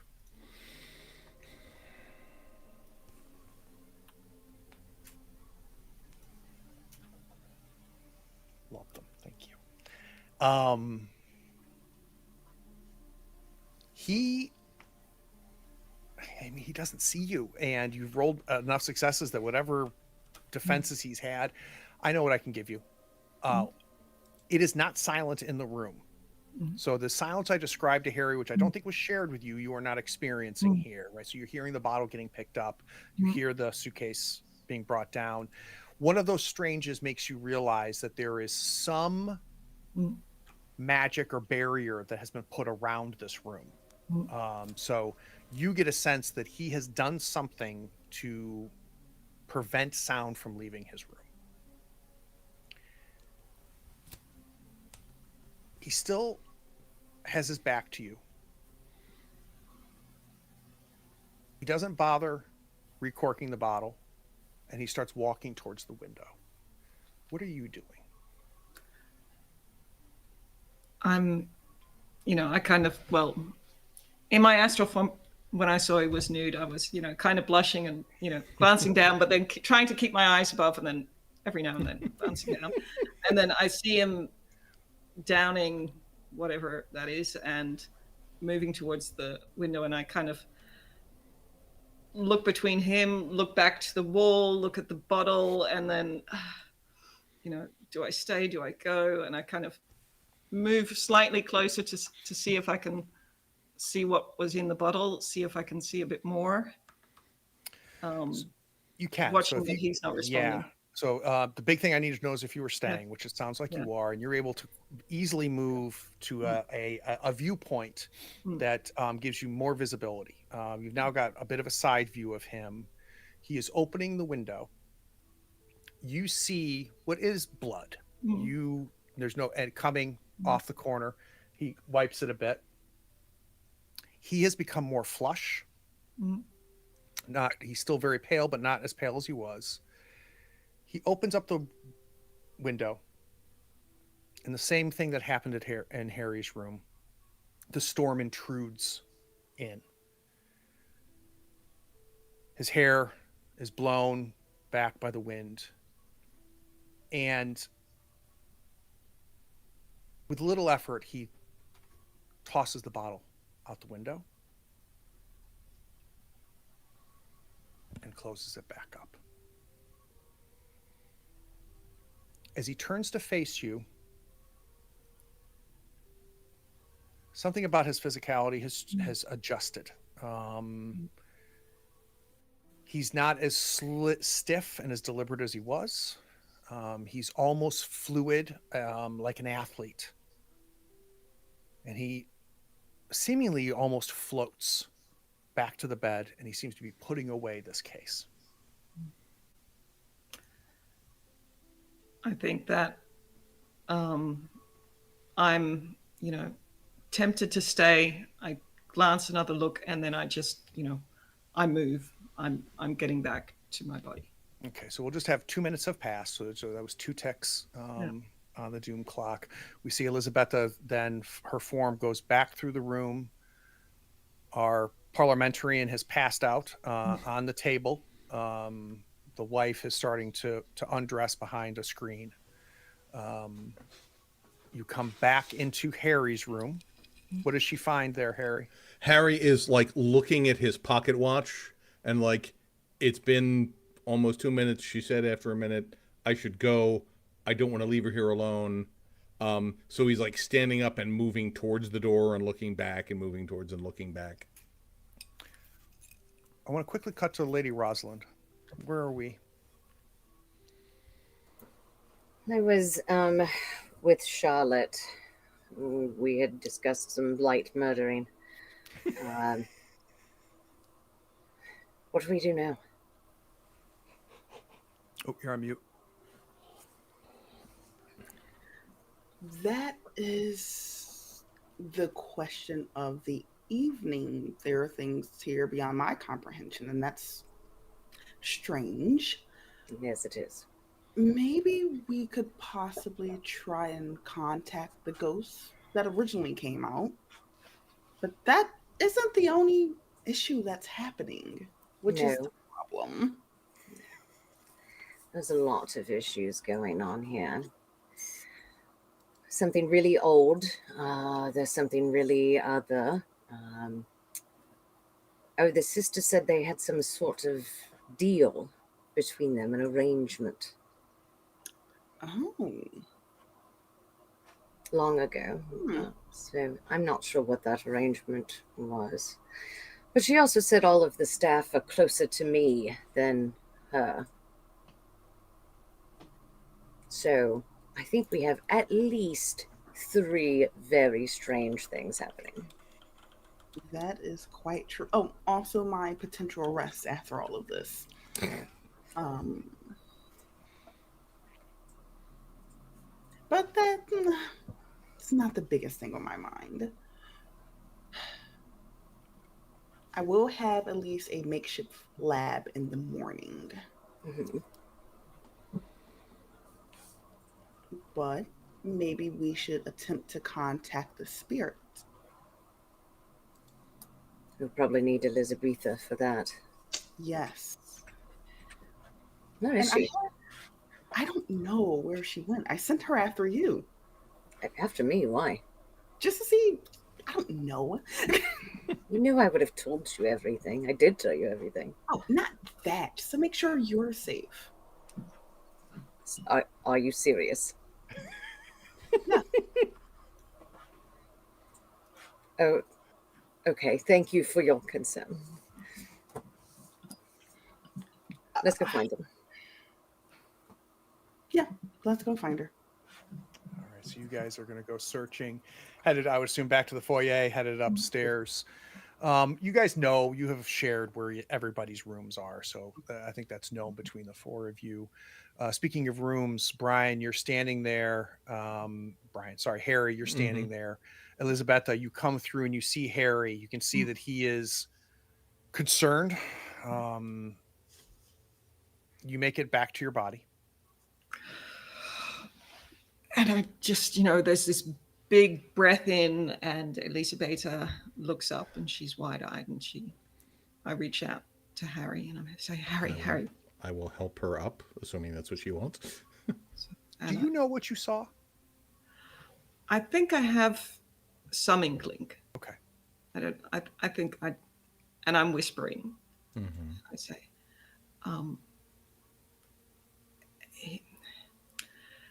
I think he was drinking blood.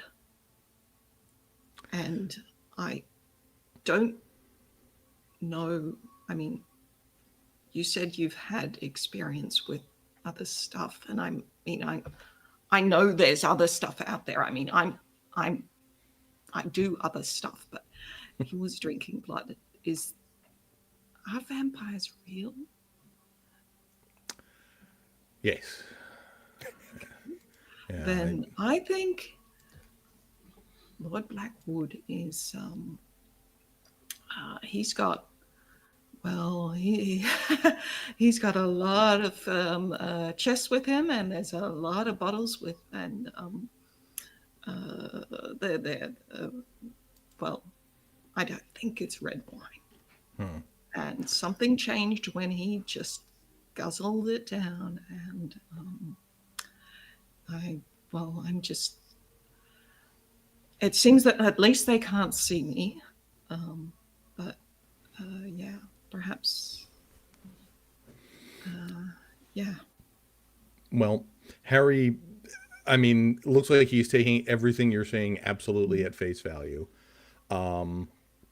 He says, well, there's something you probably ought to know then.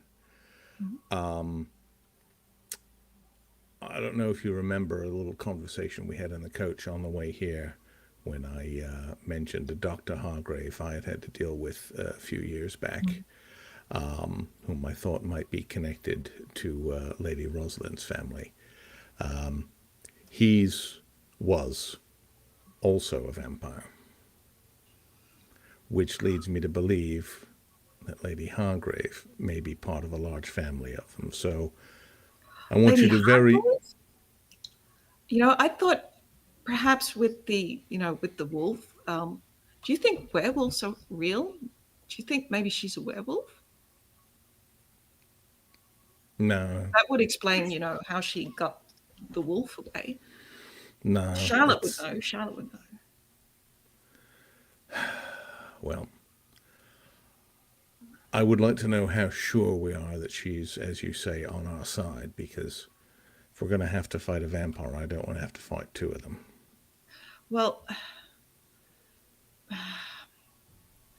he had all these chests with him with lots and lots of bottles. So perhaps,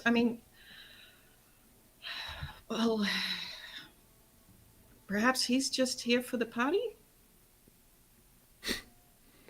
And all of his staff are here, and Yeah. making all the weird behavior that's causing all this? I think it's hardly likely to be that. No, but, well, he did seem very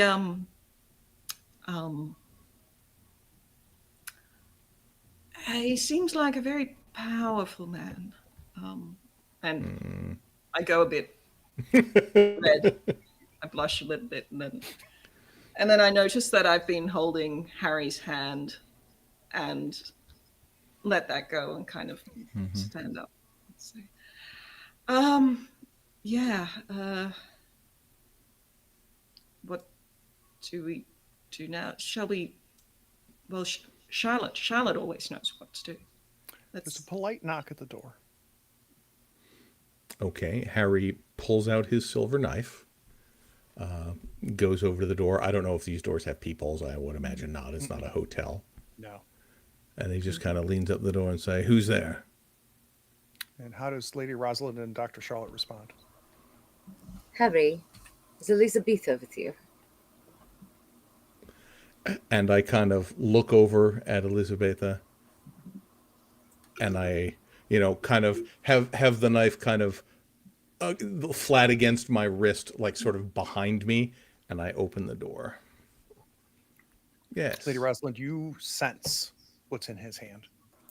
Would you put that away? Not just yet, I think. And he sort of steps back, rather pointedly does not invite Lady Rosalind into the room, just to see what happens. Charlotte is going to come and be like, "Come in, Rosalind." Oh. I'll smile. Just gives her this glare. Well, give you a Shut little the door smile. behind you. I walk past. I did not expect to find you here, Elizabeth. And I'm still a bit flushed, and I'm like, and I realize that, and I'm like, yeah, no, Harry and I were just, Are we well, and then introducing? I lean forward, and I'm just like, I think Blackwood is a vampire. Ooh. So real quick pause here. I need to understand a few things real quick. I need to know what that word means to Dr. Charlotte, if anything. And I also need to know whether that word is associated with Rosalind or not.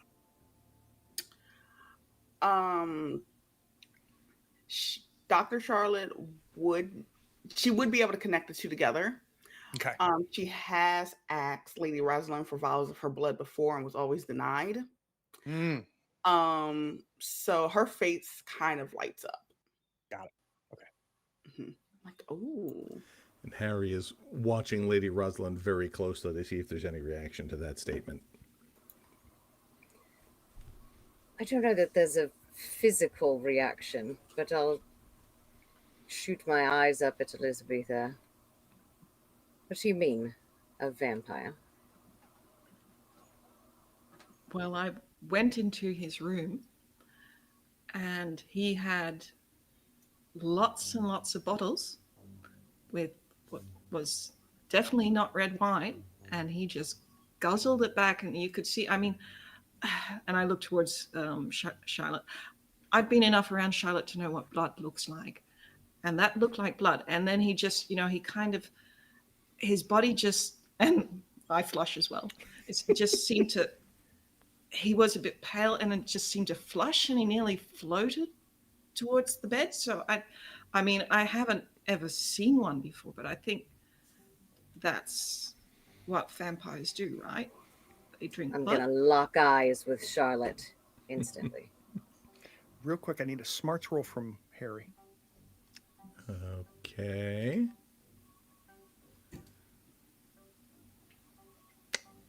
Not today, but I'll bank the luck. Nothing to see here. Continue. It has to be him. Ah, okay. Well, yes, okay. All right. Well, originally we came here to see if you want to do a little seance to speak to the malevolent spirit that is haunting these halls and seeing what it wants. But now entering a vampire in the mix changes a few things, a lot of things, actually. At least one. I'm afraid this might have to be the priority. Unfortunately. Well, this something's wrong with the staff as well, so certainly more than one, Harry. Again, you're taking this all very well. I mean, he sort of sees you say that and is still like staring daggers at Lady Rosalind and says, "Not exactly what I had in mind, but you might be right." Right. But we're all friends here, which is the exciting part. Yeah, yes. Yeah, could. And then I look towards Lady Rosalind and I say, it's of course private, and I don't want to be disrespectful. But how do vampires smell? I mean, could you smell him?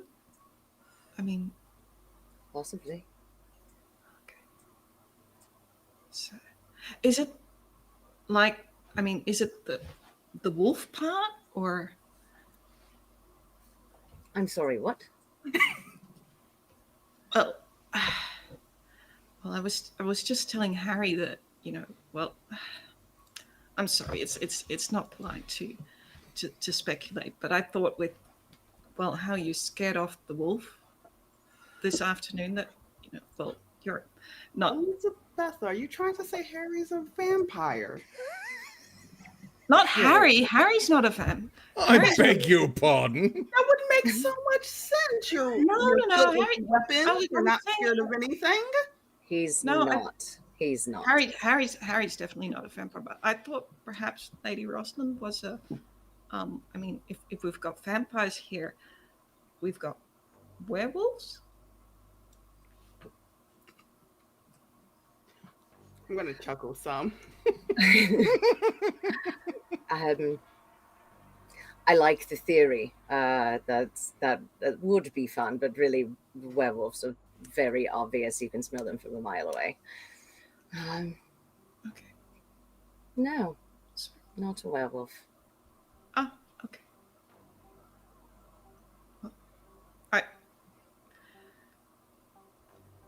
Well, we're all friends here, right, Charlotte? Absolutely. Another polite knock at the door. More lady callers in the middle All of the right, night. I sidle over to the door, still have the knife in hand, and say, "Who's there?"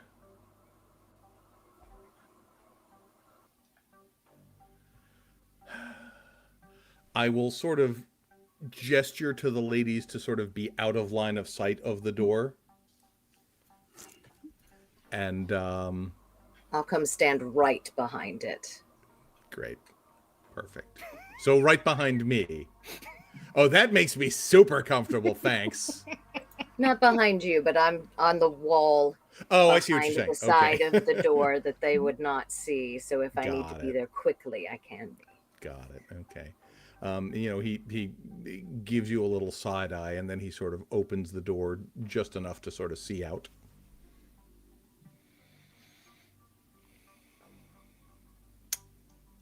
As soon as the latch of the door is opened, as soon as you turn the knob so that mechanically the door is not closed, and you start to pull a little bit, looking at eye level through the door,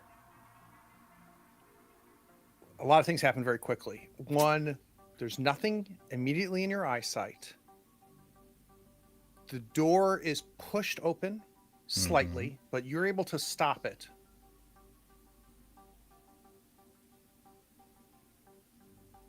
And you are jabbed in the stomach. You look down, and young Winston goes, "You're it." And he closes the door, and then you seem like get startled by the fact that you're not alone. Oh, Harry, I'm sorry. Sake. Winnie, and I will sort of step out into the hallway with him and close the door and So say, "Winnie, what are you doing up at this hour?" Mom said that I would not be able to see you till tomorrow, and I didn't want to wait. And he gives you just right around your midsection, just an incredibly loving hug. Yeah, no, I probably basically pick him up. God, you've gotten tall. And he's looking around. He goes, I don't have as much fun anymore. Miss Everest is not fun. You're fun. Well, I hate to tell you, lad, that's what comes with getting older. It's increasingly giggles less a fun little as it goes on. I was hoping we could play. Maybe hide and seek. Or do something. Or tomorrow, maybe. I don't know. I think we can definitely find some time tomorrow. Tonight's a bit busy at the moment. I don't know how much you've heard of the trouble at the party, but No.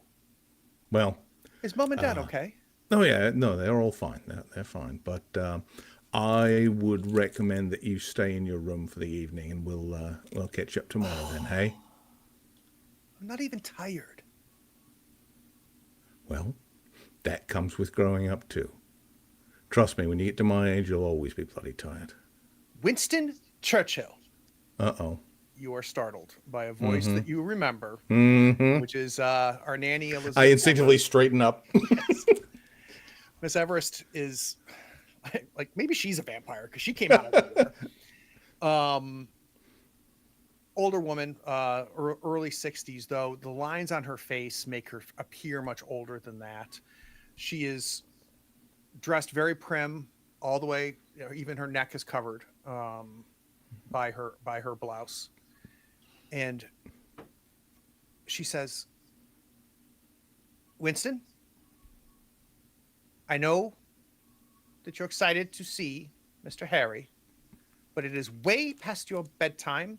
Don't you agree, Harry? I was just telling the lad the same thing. He should be in his room. Lovely to see you again, Miss Everest. I'm sure it is. Come, Winston. And she comes to grab his hand. Okay. And as she's approaching, I'll just say, oh, Winnie, one more thing. And I reach out and tap him on the head and say, or just mouth, you're it. And then I grin. tip my hat and step back into the room. Harry returns.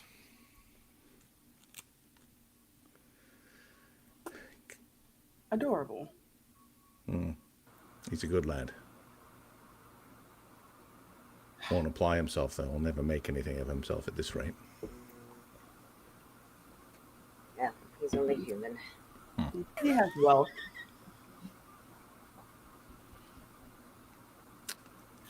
So, do we have any conclusions that we need to discuss? Oh, absolutely. We need to figure out how to kill the vampire. How to stop the haunting of the Churchill estate. Kill him. No?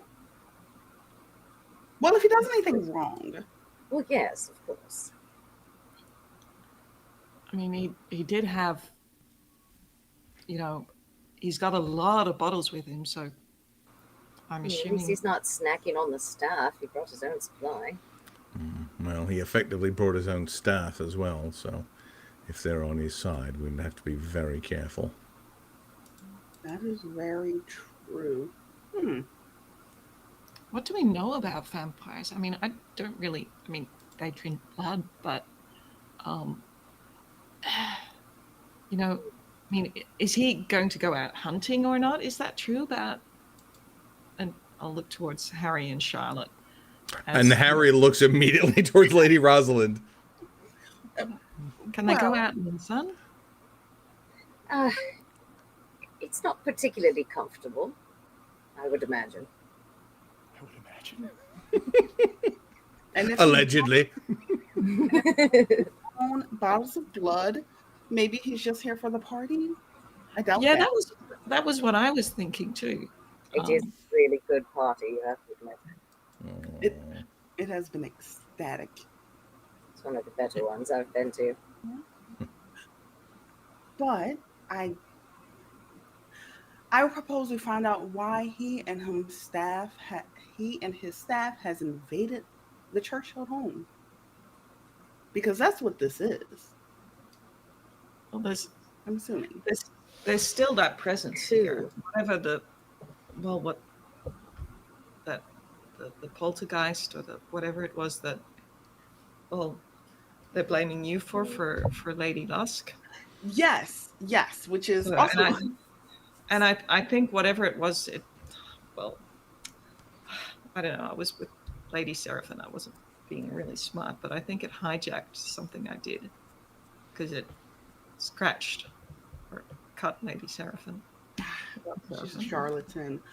Well, And remember, Westbrook is Blackwood's man, and he's the one that took that locket after it was broken. At the mention of think the word it'll- locket, Harry, you're interrupted. The picture above the dresser falls off the wall, lands on the dresser, and the glass over it shatters.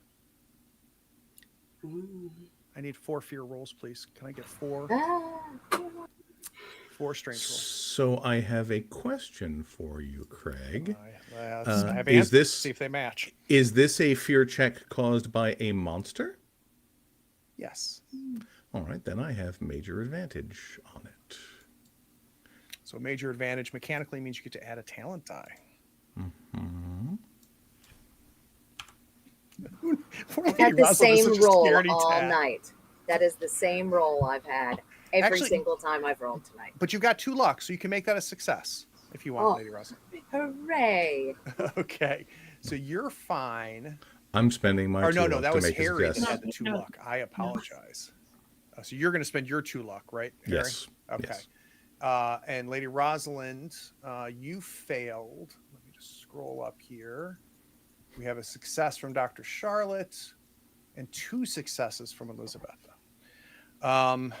Lady Rosalind again, and in my mind, it helped me out here, but I feel like everybody's being super casual, talking about vampires and killing, and then as your mind is racing, that's why it's so startling. Maybe if you're okay with that this picture just breaks in the room at the word locket. So if you can go up a step off of stable for me. Gotcha. What I'm going to start with what they see. So how do they see how do you react? I think that I will actually physically startle, which is not something that I do, which is why it's kind of a big deal. The mind is just going and going and going, and then suddenly it's like her mind slightly breaks at the same time that the picture does. And I'm just going to go grab Charlotte and just cling to her arm. How is Charlotte able to keep herself together? When it drops and they were talking, she's more so whispering common thoughts to herself, like the etheric currents whispers to those who seek answers.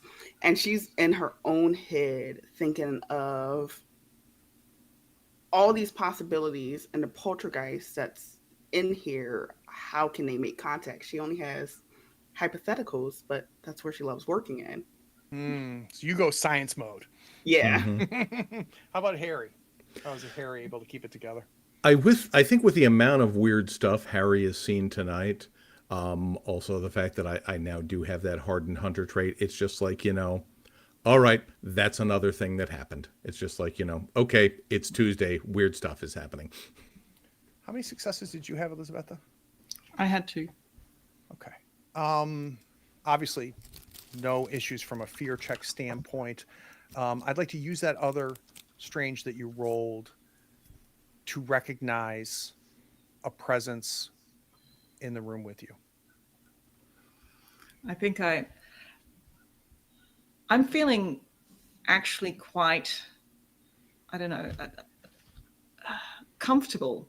I'm with Charlotte, who's a friend, and Lady Rosalind, who's interesting, and I trust Charlotte, so she should also be fine. And she scared away the wolf, so she's probably good to have.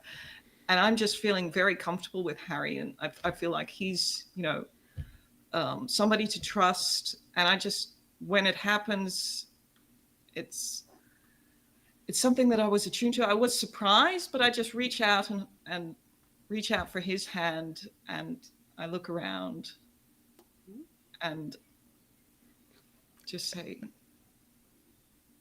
I'm listening. Marianne. Let's go to credits.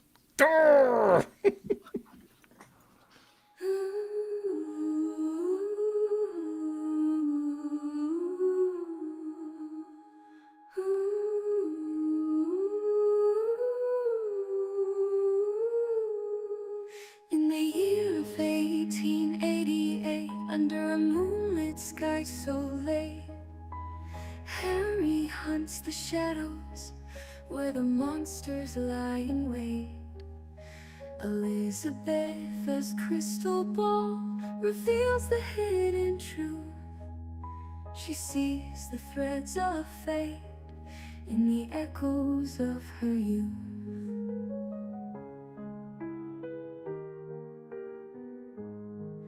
Dr. Charlotte's mad machines, sparked by a lightning's kiss, in her lab of darkened dreams, she concocts her twisted bliss.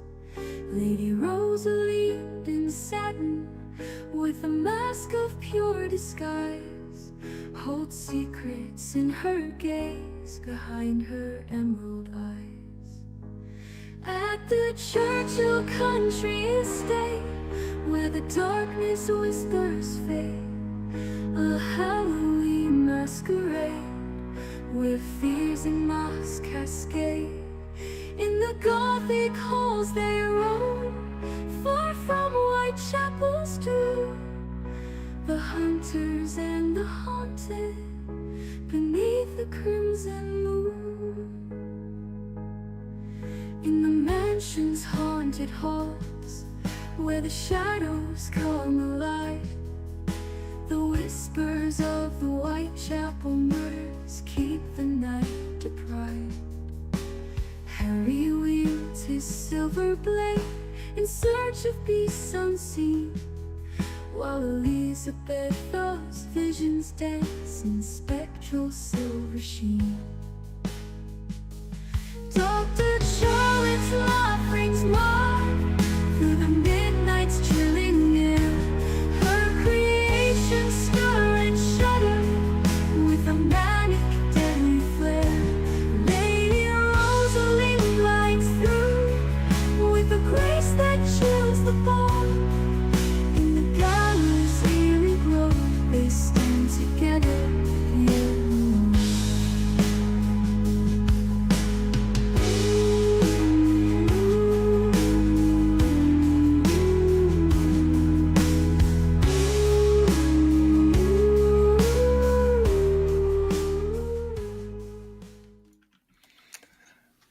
We are back. Really loving all the conversations in the chat. Very much appreciated. Before we get into thoughts, stars, and wishes, very quickly, are you enjoying this content? Are you enjoying the incredible table that's here? If you come back next week at the same bat time, same bat channel, you get a chance to see Brian and Naomi and myself. We're doing Trail of Cthulhu, which has been incredible. Brian is the keeper. I am playing. And if you think Lady Rosalind is scary in this game, wait till you meet Naomi's character in Trail of Cthulhu. And then this coming Tuesday, we get a chance to see more Dika, more Amy, as we do episode 13 of Brindlewood Bay. It will be the last episode. They've answered the last question. So if you're familiar with Card from Brindlewood, you know that means that we are at the end of the game. They have unlocked the opportunity. What we get to see on Tuesday is what they do with that opportunity. I think I want to start with Amy. And And I think I want, before we get to stars and wishes, I want thoughts. Can you give me an idea? And remember, this is not necessarily what Lady Rosalind knows and what she's thinking. Right. I'm talking to you, the player. What are your Yeah. thoughts about where we are and where we're headed? I think that Blackwood, I think he is the progenitor, the original vampire who has made all the other ones, which is why there's bits and pieces of all of us in there. I think that he has slightly turned most of the staff, not fully, but just making them a little more Like thralls. bloodthirsty. Yeah, just a little off. And I think, I don't know what his motivation is yet, but he's taking this estate and everyone in it, and I'm not sure why yet. Maybe he's building an army of vampires, I don't know, but it's going to be super fun to find out. I can't wait. So real quick, and Z Weasel says in the chat, Lady Rosalind is bigger than life, likely in more than one sense, but my personal favorite must be Harry. Harry's knowing, as if everyone is just continually confirming what he already knows. Dr. Charlotte regularly breaking etiquette, and the help's composure lightens every dire situation without breaking the mood. That being said, what in 3 floors is up with that kid? I assume he's talking about Emerson. I think Emerson. That's a damn good question. All right. So Amy, stars. Oh, stars. Gosh, everybody's so good. I think this week, I think it's going to be Harry, because he is the one who is like seeing reason through all of this. The rest of us are just surrounded by weird pretty much all the time. Or we are part of the weird we're surrounded by, and he just takes all of our weird and all the weird that's going on and brings it back down to rational thought. We have to do this, we have to do that, this is the step and this is the step. And I like that. It brings a bit of brevity to us. So Craig Presley on YouTube says, wow, what a great session. My star, Elizabeth, the astral projection witnessing Blackwood was an amazing scene. So let's talk about wishes, Amy. What are you hoping to see in episode 5 2 weeks from now? Oh, I'm hoping we're going to see some physical action. That's my next one. I would very much like to go toe to toe with some of these people and see what happens. Let's clip that and remember that. Okay. You asked for it. I'm just. I also can't wait to go talk to Blackwood. I really want to have a conversation with him. All right, Naomi. This was, I think, the most Elizabetha we've seen in 4 episodes. So let's start with thoughts for you as a player, Naomi. What's going on? I think the same as Amy, that Blackwood and the staff, they're probably familiars or thralls or something. And I think he has something to do with the locket and the Whitechapel and whatever happened there, but I can't quite figure out what the link is. I'm really interested in Evelyn and William.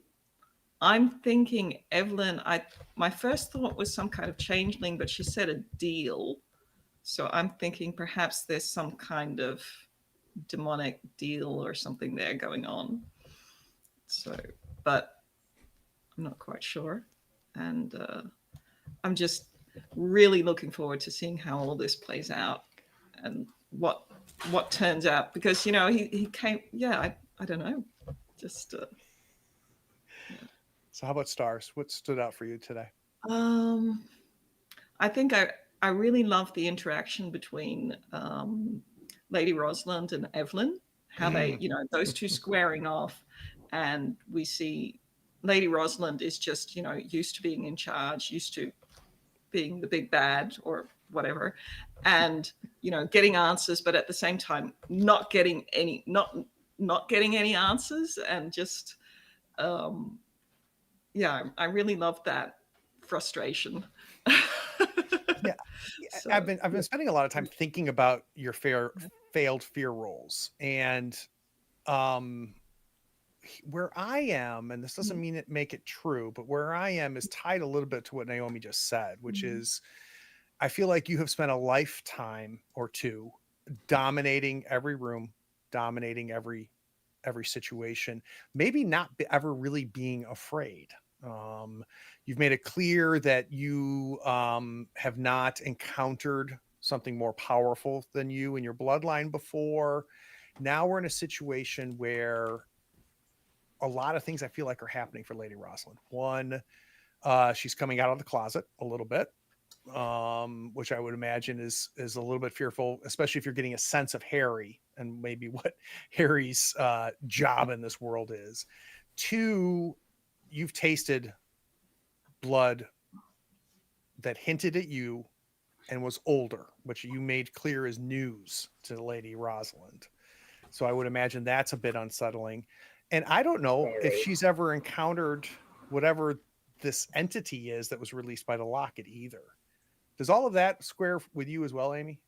Oh, absolutely. Yeah, I don't Yeah. think I think that she's been in some situations, especially with Dr. Charlotte, but this is something else entirely. Yeah. Yeah. All right. Wishes, Naomi. What are you hoping for in the next episode or two? I'm looking forward to seeing Emerson. I'm Yes. I'm looking forward to seeing Emerson. I mean, it's just like, he's as you said earlier, he's, where's you only have where's Emerson? Oh, there you are. So I'm really curious to seeing Emerson in action. Brian, Yeah. thoughts first as a player. Well, my thoughts are pretty consistent with what we've talked about.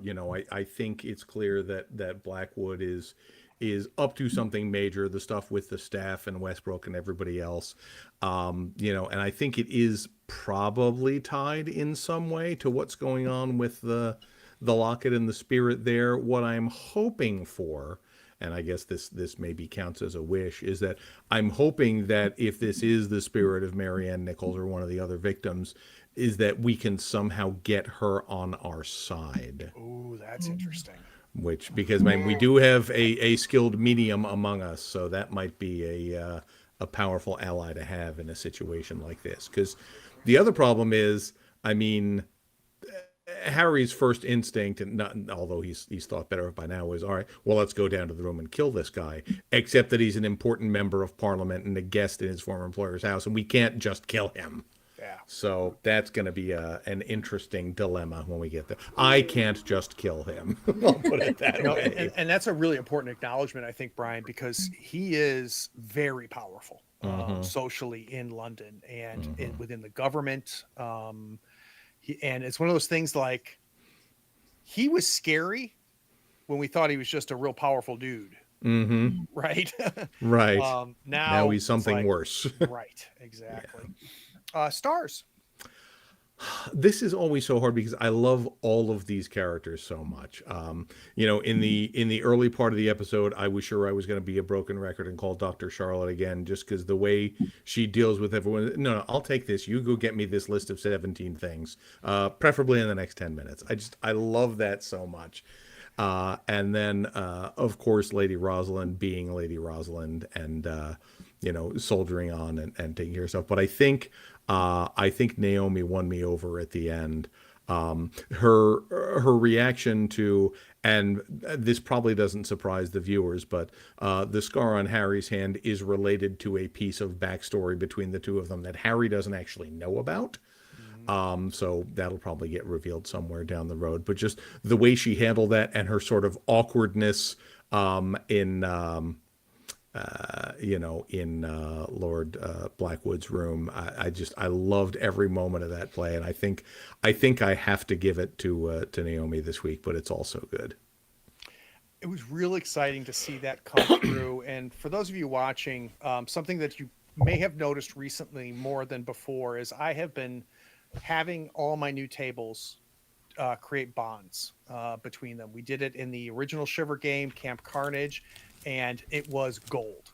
It immediately really allowed the players to make connections with each other and to bring this out. I purposely don't reveal it to the audience, and I love that because what it allowed is it allowed two great players like Brian and Naomi to really create a pretty incredible thing.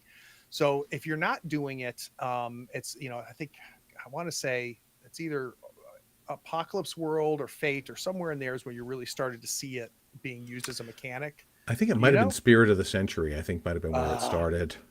Excellent. It's great. It's great. And I offered it with Camp Carnage for anybody who would like to see the menu that I gave the players for the Shiver Gothic game. If you want to see the bonds that they had to pick up, just email admin@thirdfloorwars.com. Just ask for the Shiver Gothic bonds, and I'll be happy to share them. You're welcome to use them at your tables. All right. Last but not least, Dika. Awesome. Hello. Whew. Thoughts? Okay, I'm pretty much in the line with everyone else hearing what's going on, but I think that maybe Sir Blackwood, maybe he's not the Big Daddy vampire. There might be somebody else. I don't like the sound of that at all. But it's seeming like he's so powerful, kind of like outside looking in when I'm not in character. It's like, okay, cool. So I wouldn't be surprised if he is, but I also like he could just be the front man for maybe the Big Daddy one. Do you have any thoughts on who the Big Daddy would be then? Not yet. Okay. That is, I also haven't seen the professor yet. That's true. Have not seen the professor yet. It could possibly be the prince. Oh, wow, that would be super bad. Line. Like it could be, any of those kind of combinations of things. If not like, so I find that interesting, and I think it's fun that William is in a deal with a potential demon. If the demon's telling the truth, who knows? Or devil. I don't know what it is. But it's exciting to see like what the actual deal was and what will the entity get out of it. Oh, that's interesting. When you say entity, you mean what's possessed in the house right now? Or No, do you the mean sister. Evelyn? Evelyn. Yes. Got it. Evelyn. yeah. Yep. What's she in it for? I want to know too. Yeah, like you found this kid, did a deal with him. What are you getting from this? Mm-hmm. From a kid, Mm. So real quick for me, stars was everybody, but I really enjoyed the time that we saw between Harry and Elizabetha from beginning to end. That the interaction, as expected. I would have been disappointed otherwise. The two of you lean in, you play it. It creates a whole nother layer of connection for everybody at the table, and I love that everybody feels comfortable enough to allow for that type of downtime interactions, because I think it then becomes a great foundation for really the rest of what's going to be happening here on this game. So that's by far my star. I will see Deacon Amy on Tuesday night, and I will see Brian and Naomi a week from today. All the likes, subscribes, all that baloney, Patreon, blah, blah, blah. But we're having fun. Talk soon. Love y'all.